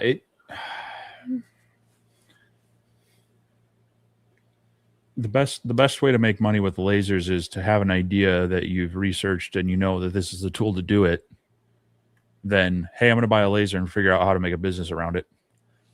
Same thing that can be said with 3D printers or CNC routers or a table saw and a drill press. Really comes down to having an idea and not buying the machine and trying to figure out later. A lot of it has to do with your market.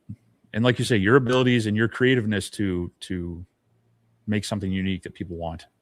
Then there's also making people want to buy it from you. You could be the greatest artist in the world, but if you just sit in a corner and pout and not want to talk to people, you're going to have a hard time selling anything. So there's a lot of variables to that. I mean, I know some people who have bought a laser or a CNC router or whatever, and they go to one craft show and they've paid it off and then some. And there's other people who buy it and they never get it paid off. So it ends up on Marketplace. Yeah. So, it's just yes, it's possible. Best way is if you have something that's kind of your unique spin on something so that you're not competing with everybody else. So yeah, it's, if you're going to buy the machine and you're going to rely on buying other people's files and going and selling them online where everybody else is, you're going to have a tough time. But if you can do something slightly unique and maybe in your immediate area, that maybe there's less competition, then you're going to have better success. And there's always just, like in anything, there's always that, just call it luck, call it X factor, whatever. Sometimes you just fall into something and it works. And the person could, I've had things where I'm like, I had no clue that people would be this interested in that. But what was that little fireplace file that you made that time? Like, it was just literally something you came up with, and it was a big hit. So, you never know. We never know what to think. But the thing that people are going to want to have is, Brad's Custom Boards is asking, Clack, did you buy tickets for everything? And I was on the fence about this because there's a lot of those classes and stuff that I did not feel would be beneficial to me with my experience and what I do. But they keep adding more and more different classes and this, that, and the other. So I decided to go ahead and just support the event and buy the all access ticket or whatever, on the premise of, if I didn't, they were probably going to add a class that I would want to go to, or one of the people that were teaching the class was going to be somebody that I was friends with or that I knew, and I would want to sit in their class and I wouldn't be able to. So I went ahead and bit the bullet and got I can go to everything pass. I also was not clear about the admission tickets, whether or not I could go to like opening and closing ceremonies without having the full ticket. So I just went ahead and bought the whole ticket anyway, just to be sure. That way, if something does come up that I want to go to, then I'd have to try to figure out, can I go back and upgrade my ticket and pay the difference or what? So I just went ahead and bought it. Yeah, I think it's a $200 difference between the meal ticket and the vendor hall than the classes. Now, if you just want to go there and hang out and check out the vendors, that's free. Yeah, you can just walk in. That's free. But if you want to go to any of the classes but if you want to go into the classes, you want some of the meals included, things like that, it's a little bit more. And yeah, part of it is supporting the event is worthwhile. And yeah, sometimes you go to one or two classes and there's that one thing that is an aha moment for you, and that makes the entire trip worth it. I mean, I've done that both in going to conferences and things for my professional career, as well as, hobby and maker things that sometimes you're like, oh, I'm spending all this money and time on travel. I don't know what I'm going to get out of it. And then you go to that one thing. It's that one thing that's a light bulb moment for you, can make it worthwhile. So, yeah. Sim the Turnery says, have you seen that Laser Pecker now require you to take a test to use their lasers? Do you think other companies will go the same route?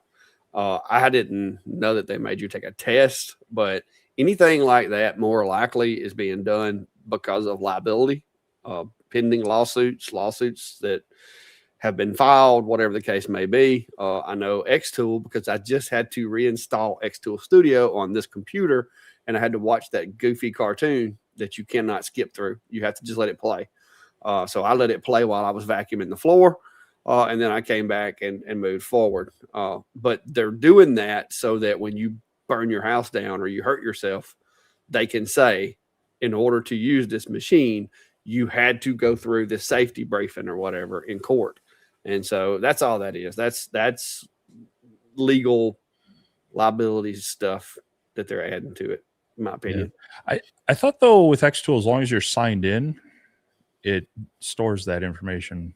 Because I've reinstalled Studio on things. It may have. Maybe that's where I messed up. But I think I think they were one of the first ones where they But- had this kind of safety course kind of thing they wanted you to watch. This goofy superhero commercial looking thing. But yeah, I had to watch that, or well, I didn't watch it, but I had to play that today. And it may have been that I wasn't signed in, because I didn't sign in until I went to try to open my job that I had saved to the cloud, and it wasn't there. So, yeah. Oh, did you click one? No, go ahead.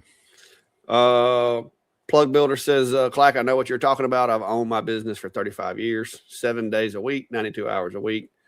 I do have 2 months off in the winter. Yeah, and that's one thing I've had to do since I retired, because before, when I was working every day, I had no choice. I had to leave here and go to work. And so that kind of forced me to get out of the shop and, take a break from the shop. But since I've retired and I'm like literally here most every day, unless I have a meeting in town or something like that, I have to make myself do fun stuff or get out of the shop for a little while and do yard work. You know what I mean? I have to break up the monotony, because I don't want to get burnt out. And because I feel like it's too much fun for me to go mess it up for myself.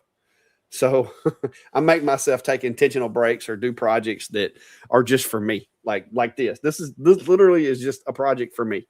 I wanted to see if I could do it. I got the tools to do it. I want to make these from scratch, like with the CNC, but there's some work I got to do before I can go that route.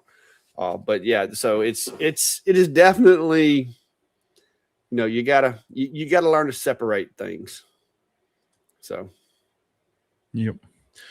David Pingle's asking, is soaking a CNC bit in something like LA Awesome a reasonable way to get rid of residue? Yeah, you can use that, or Simple Green. As a matter of fact, I do that more so with my table saw blades. A lot of people will think their blades are getting dull, but they're just getting, the pitch and the buildup on the teeth itself. And so letting them soak in a little bit of LA Awesome, and then use I wouldn't use a wire brush, but they make like a plastic bristle brush, like a toothbrush or some of these other ones. You just kind of use that to clean them up a bit. It makes a world of difference to clean up any residue, or like if you're using hold down tape, sometimes that gets gummed up on there. Or if you ran your speed settings a little bit wrong, there can be some burnishing and some pitch on there. So definitely LA Awesome is a good one. Otherwise, like I say, Simple Green is another one that you soak up just a little bit and then brush it off. Just make sure to dry them well. You don't want it to sit on there. But yeah. JR's got a question. Says, as I reset up my Omni One after moving, I added a camera and a monitor, and I'm wondering if there's a workaround to put a yellow cover over camera lens that would act like a yellow paddle. No, I don't think so. No, because the what you're seeing is the actual beam interacting with the material. So if the lens is on the camera, then the beam's not going to hit it. So no. Now there are some fluorescent powders, JR, that you can get and dust it onto the object that will have the same effect. And I've thought about doing that. Um, they come in lots of different colors. And matter of fact, there's like fluorescent fingerprint powder we used to use in certain applications. But you can take that and just dust a little bit of that powder on there and be able to see it then. The only thing is you're not going to want to use that on something that's not easy to clean. Like I wouldn't think you'd want to use it on like wood because the pigment could stick to the wood and cause a weird, look. But like for glass and metals and stuff like that you could clean real easy, that wouldn't be a bad option. So I wish they would just put a red dot in that one like they did all the other com markers. I don't know why they didn't do it. That was one of my gripes with that machine, but other than that, it's a good machine. Yeah. Yep. William Hunter is saying, I'm on my 3rd year with lasers and spend more time looking for something I can make for someone, and I never thought about charging for it. Yeah, there's a lot of people who do this just as a hobby. They like making things for other people. And that's awesome too. And not everything has to be about making money. But for some people, they are looking for that side income or that retirement income or whatnot. And so there are ways to do it. But of course, the people that do just do it for fun, they're hurting the ones that are. There's a guy who goes to our, he actually teaches the wood turning. He does like bowl turning and pen turning at the makerspace. He teaches classes on it. I don't know if he's fully retired or whatnot, but they have these quarterly artist sale things there, like a makerspace craft show. And I've gone to a number of those, and he always has a bunch of nice wood turned bowls, and he's got them marked so ridiculously cheap. I'm like, you're not making money. He's like, no, it's just to clear out the shop and make a little bit of extra money for some supplies and such. I'm like, I'm like, well, I appreciate it. I'll buy something and whatnot, but you're hurting the other guy who's actually trying to make some money on it. But yeah, such is. I mean, and that's why when they say, hey, if you're trying to make money, try to do something unique, something different that not just everybody's doing. But yeah, more power to you if you're just doing it for fun. Yeah.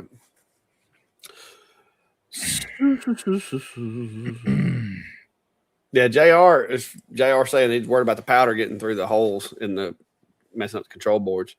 I mean, I guess you could cut yourself a piece of acrylic or something and like just use it underneath the item or whatever, or maybe just tape up the holes around your object. I don't know. But yeah, there's so much to be said about the importance of that little red pointer laser. I just, I wish they would have done that.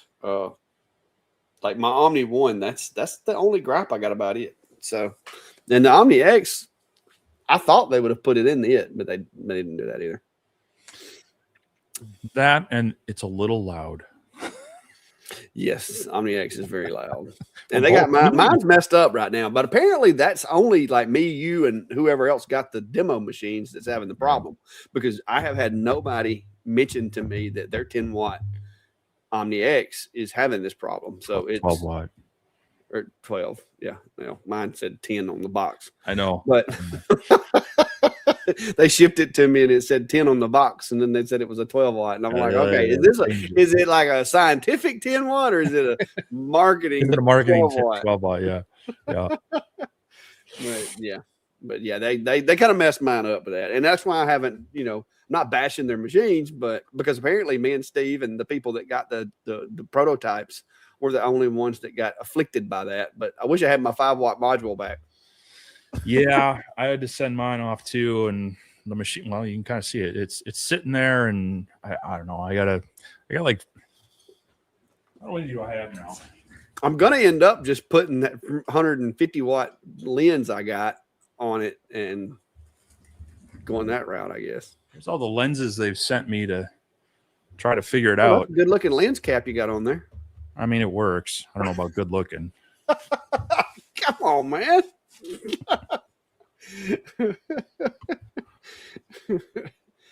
Oh. But yeah.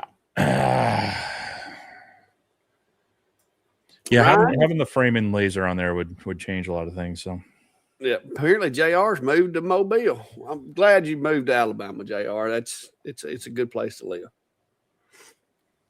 And he couldn't go much further south. I mean, so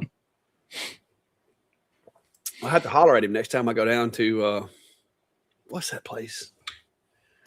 Dang it. It's right there on Mobile Bay. mm-hmm.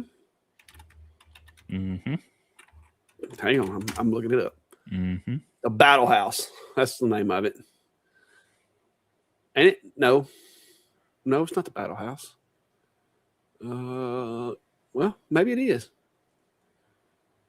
JR's asking, Point Clear. That's it. Point Clear. JR's asking, does the X-Tool UV laser have a visible red laser preview? Forgot the new model name. It's the F2 Ultra UV because they can't get away from the F2 on like 5 different lasers now. Yeah, I wish they'd have just been like the F4, F5. I mean, let's do something different. But yeah, it has a blue framing laser. So, but it works. But it's blue. It looks like a blue diode. Like I think maybe they had some extra blue diodes laying around, and they're like, "Hey, let's slap one of those in here." So, but it works. Matter of fact, just a little while ago, I did some. I was doing some videoing with it. Well, it's not on this phone. Chris, you might be right, but you know, it was what was in the printer. It's also PETG, so I don't have any orange PETG. Yeah, see, that's the X-Tool UV laser. That was framing. When I designed the file, the one thing that I can say about X-Tool software that I like is that you can select individual aspects of your design and frame only that little spot. And so when I was lining up the circles for the holes where the screws go, I did that with each one and then adjusted them to get them centered where I wanted them. But yeah, the blue laser on that one for framing is definitely an advantage. So and then I'm gonna be honest with you, that's one reason why it's gotten to where, like, when I'm doing something, I'll like go over to that machine because it's just having that makes it so much nicer.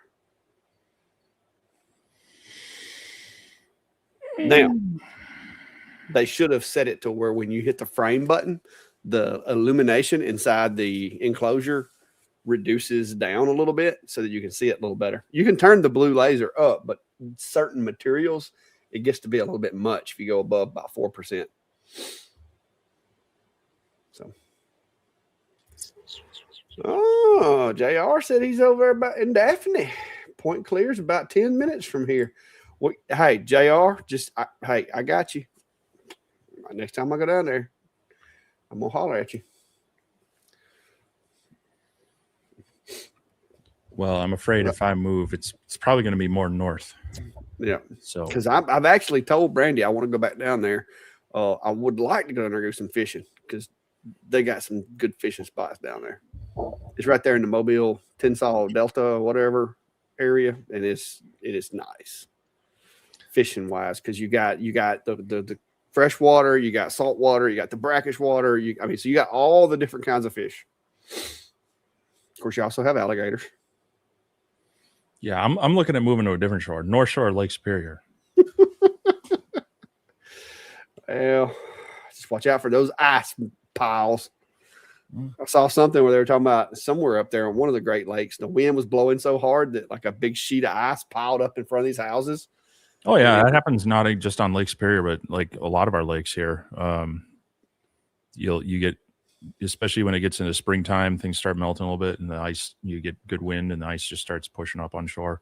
Mille Lacs Lake, that's pretty big too. That you'll get that. Yeah, they were saying it was like 20-foot tall, like piles of ice rubble, basically. Yeah, I was like, that's crazy. Yep. Good times. Well, you have about 5 minutes left. If anybody's got some real questions. Yeah, David said, thanks for answering all of our questions. We try to answer when we can. If you have questions, we like to answer those. if we have the answers. We try to.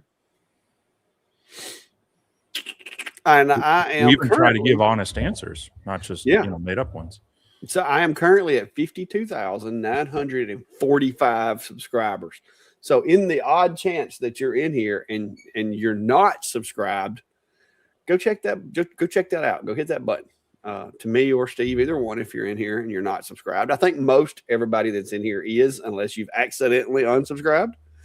But yeah, I will be hopefully hitting 53,000 tomorrow, I hope. You're at what number? 52,945. I've got just under half as many as you. So yeah. So I'm almost at 53. And it is doable for me to get there sometime tomorrow afternoon, tomorrow night. If things continue a good pace. So trying to get to 53,000. Had enough. Okay. Is asking Steve, do you still think the Atom Stack Craft is a good laser? Yeah, it's a good laser, especially if you want to have they've got their 20-watt diode with the IR. I don't know that using them both at the same time really makes much of a difference, but having them both on the same one where you don't have to change your, a lot of times when you change heads, the centering and the alignment's different. So if you have a dual project, like an acrylic that you want to cut and engrave, that's kind of nice. It's a decent enclosed laser, works well with light burn. There's definitely some other options out there for, diode enclosed lasers, and even more of them that are coming with both the diode and the IR built into them. So, but yeah, I think it's a good mid-range. It's cheaper than the X-Tool S1, or it's cheaper than the Alien Cell. Maybe not quite as nice as those two, but still decent. You don't hear much about that as much. I feel like they put it out there and I don't know, just got run over by other ones, or because everybody was kind of last year was everybody coming out with their fully enclosed diode lasers. Well, and I like Atom Stack. I like Atom Stack, the company. I've got lots of Atom Stack machines. I mean, but they got a little creative frenzy for a little while there, and I think they're still kind of doing that a little bit. They're creating lots of machines where I'm like you. I think the Craft is a really good machine. If anything, maybe we just improve upon that instead of trying to reinvent the whole machine. Those are kind of some of my arguments with some of the manufacturers, not all. And that's what we talked about earlier, with Alien Cell. Alien Cell, it's not like this is their version 3 of the same machine. It's something new. It's something that's bringing different to the market. I think the Craft was a really good machine. I think, could they have came out with upgrades or additions or different versions and improved upon it? I think they could have, but yeah, the work area was decent. The depth of the machine was decent, even without a riser. But yeah, it's still one of the, I would say, if you're getting an enclosed machine and you don't want to go too crazy with your budget, I think it's still a good option. So. JR's commenting, Wizmaker sent him their desktop CNC to evaluate in exchange for a video. Going to give it away when I'm done. Anyone have any experience with them? Both Clack and I have worked with Wizmaker. Well, did you? I know I did. When they had the Acer. Yeah, it's basically it was like the Acer clone. And so they've come out with the CNC. It is the exact same machine as the Atom Stack CNC that both Clack and I took a look at 2-3 months ago. Trying to remember who had one that's done a couple videos on it. Eric over at Valley Forged had one and did some videos with it as well. But he was brand new to CNC, so he kind of was both trying to give his impressions of it and also learn how they all work. So I'll be curious to see what your thoughts are on it. See if they fixed what they said they were going to fix. we ran into some issues with like grease on the lead screws and really binding up things and such. Once you kind of work them in, Adam Stack actually sent me kind of like a burn-in cycle for mine. So, yeah, I'll be curious to see what you think of that one. I know Whizmaker and Adam Stack both basically rebranded it. The Whizmaker one was orange, Adam Stack was red. But yeah, for a desktop CNC machine, with kind of the stock spindle, as long as you can get the lead screws kind of cleaned up and broken in right, it's all right. They have a 500 watt upgrade for it. It was a little kludgy to run those cables and such, so I kind of wish they would have just done that from the get-go and skipped the 200 watt. Just installed that at the factory, but yeah. So yeah, I'll be curious to see what your thoughts are on it. But if you do need, JR, an upgraded spindle for that thing, I know where there's one at, because in the process of trying to get mine to not lose steps and adjust everything, they asked me to adjust the voltage on the main board of the controller. And somehow or another in that, the controller on mine is no longer functional. So in the event that you need the upgraded spindle kit, and you can come get the whole machine and cannibalize the spindle kit off of it and have extra parts that are just a different color, because it's the same machine. Because the one that I've got is it's in storage, but the controller went bad. Like, I adjusted the voltage by their little directions that they gave me, and I don't know if I went too far and turned the voltages up too bad, maybe blew out a peel. I don't know what happened, but something happened and it lost. I think it doesn't move left anymore. Like, it'll move right, but it won't move left anymore. So it's no longer with us, but I do have the spindle, which is actually not bad, that you could take that one, and I'm fairly confident. Just pop this thing on there. It might be a different color. Yeah. Because I think, didn't it come with a spindle clamp? Didn't it come with a different spindle clamp? Yeah. Yeah. So the spindle clamp for the bigger spindle, maybe you have to paint it. So, paint it all black. Yeah. But yeah. But other than that, I mean, I liked it. I had some pretty good luck with it. And then it started skipping and binding. And they did that thing where they have one lead screw in the middle of the bed. And I wasn't crazy about that, but Steve wound up getting his limbered up enough that it worked, and mine did. But then they're like, "Hey, we think we found the problem. Try this." And I tried that, and it did not work for me. And so I told Steve, unless you have to, don't try that, because it ended bad with mine. Because you had to go in there, and there's little pots on the board, and you had to go in there with a little tiny screwdriver, and you turn that pot, and basically you're making a magnet go up and down inside this pot to adjust the amperage that is sent to the steppers. And I don't know if I went too far. I don't know exactly what happened. I don't know if something came loose inside the pot. I don't know what happened, but it ended in catastrophic failure.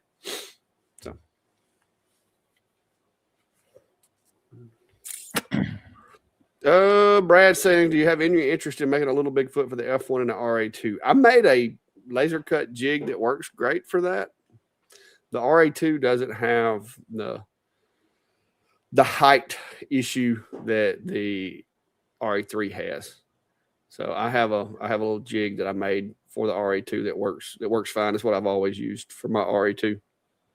There was someone made a 3D printed jig for the RA2 and the F1 that I printed out, and it kind of locks it in alignment, and I think you can slide it side to side as needed.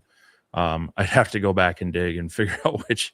I mean, I printed that a year and a half ago, I think, but I think it was out on Maker World, but I'll have to see. Jared Lyons asking, which is the best budget 3D printer for a newbie for making jigs? Was going to make some. Depending on how big a work area you're needing, my opinion, it's not the cheapest per se, but the A1 Mini or the A1 from Bamboo Labs, if you know nothing about 3D printing, those are probably what I would recommend. Like if my mom said she wanted a 3D printer, I'd tell her to get a Bamboo Lab. Yeah, I would skip the A1 Mini. The price difference between that and the A1, especially if you're wanting to make jigs. He says for Eufy, it's a little bit bigger. Yeah, Oh, yeah. I would get the Bamboo Lab A1. It's probably the most reliable, inexpensive 3D printer. It still has a 256 size bed. There are others similar, like the FlashForge 85X is decent, but it's got a smaller bed. The A1, I mean, short of a couple of errors of myself not drying the filament or not cleaning the bed, just haven't really had any problems with it. The print profiles work well. Their Maker World kind of ecosystem has a lot of files out there for it, and then it imports other 3MF and STL files really well. So, yeah, I love mine. That's what I've got. I've got the A1 with the AMS on it, and I love it. Now I don't do much multicolor stuff. I just use the AMS as a magazine for filament, so that if one roll runs out, it just automatically switches to the other.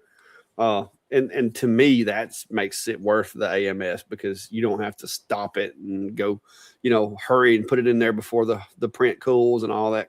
And just literally, if it runs out, you just tell it in the software, if this goes dry, switch to this one and continue.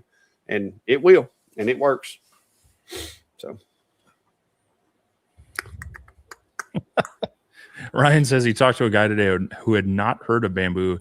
He has an Ender 3 V3 and a K2. Huh? How in the world do you not? That's impressive. I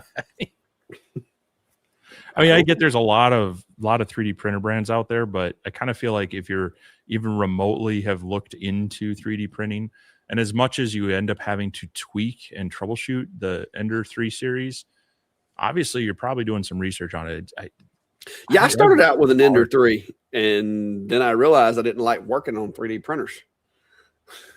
So, and I'm telling you, if I had it to do over again, I would have just went straight to the A1. I mean, the Ender 3 was a learning experience, but I upgraded everything I could on that thing to try to make it print better. And I mean, upgraded bed springs, upgraded like leveling knobs, like everything.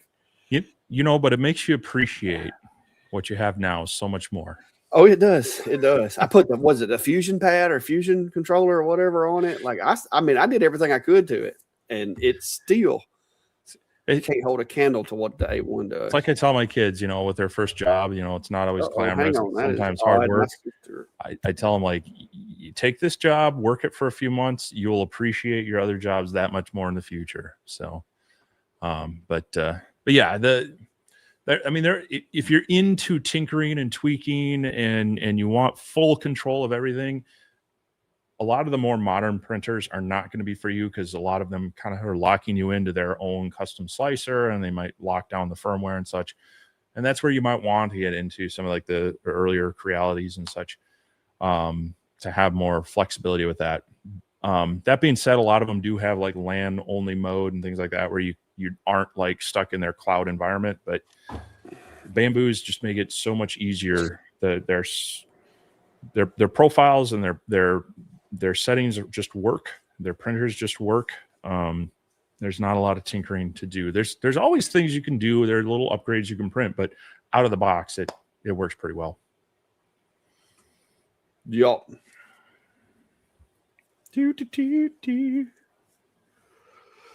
Yeah, I'm like I said, I'm very happy with my A1. I've even tempted to, upgrade to like a P2 or whatever, P2S but it's like, it works.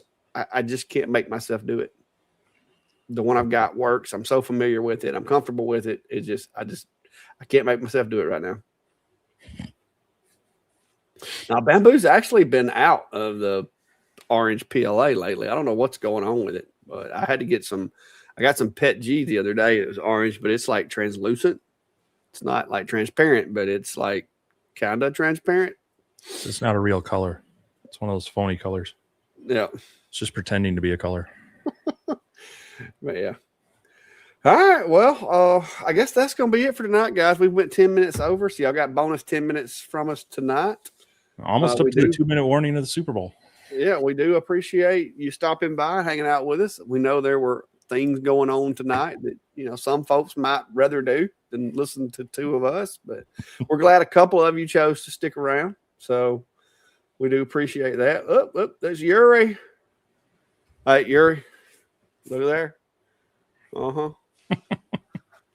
It's not a 3D scanner, but I mean, it's got that logo on it. So, but yeah, it's fun. So hopefully this week I can wrap up my preliminary on the Falcon. Like I said, I'm not gonna try to do the tumbler rotary right now. I'm gonna go ahead and review it as it sits, because I think, being a 10-watt beginner friendly machine, I think I do it by itself first, and then maybe do a can the Falcon do tumblers video afterwards, because I'm also going to have to figure out how I'm going to rig it up to where I can hold that. I'm OCD, so I got to get that rotary to where it doesn't move around. So I'm going to have to make me a little panel or something for that too. But yeah, and then hopefully I'll get that done. I've got the ASMR 48 watt that I got to do, and then I got to work around my way back to the Atom Stack Glacier enclosure and the 5 watt hour. Ain't that it? I'm gonna do all that. I'm gonna roll all that into one video. 4. Like, we're gonna engrave a machete or something. I don't know what I'm gonna do with it. I think it's a 4 watt. Is it 4 or 5? It's 4 or 5. It's more than 2, more than 3. I think they're saying it's the most powerful IR module around, which is water cooled. That's pretty cool. You don't know what you I remember. I'm trying to remember where I parked mine. Yeah, I think it's a 4 watt IR. I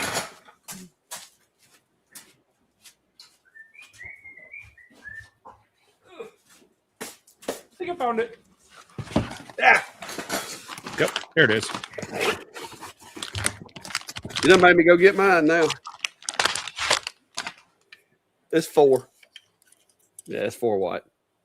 4 watts of water cooled IR module. That's a big old module for IR. But I mean, the good news is it'll run clean because it doesn't pull air through it. It's a sealed enclosure.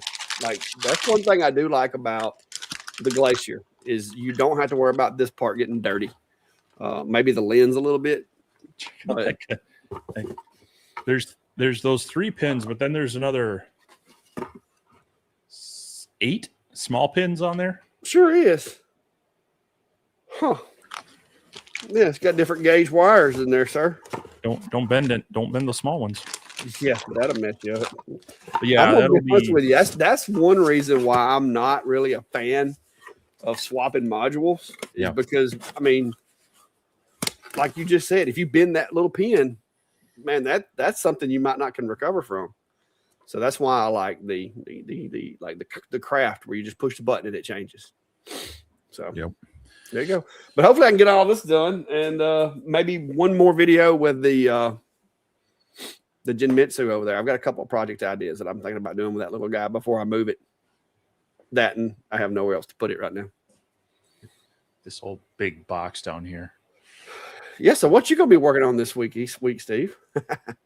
This week is the alien cell. I gotta work with that. Get initial video out on that, and then the next thing after that, or in tandem, I'll be working on that large atom stack enclosure, the IR module. And they say their fume extractor will work for that big enclosure. Which fume extractor are we referring to?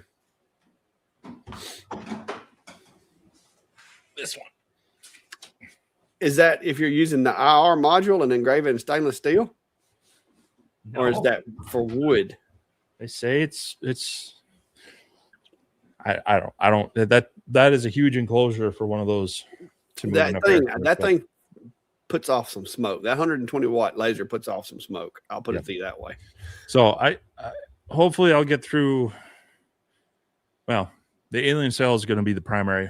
The atom stack enclosure and working with the glacier in there is going to be secondary.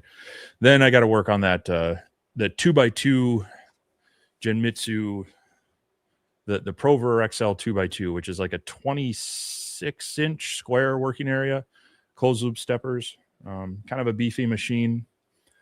Gonna give that some get that some run through. So cool.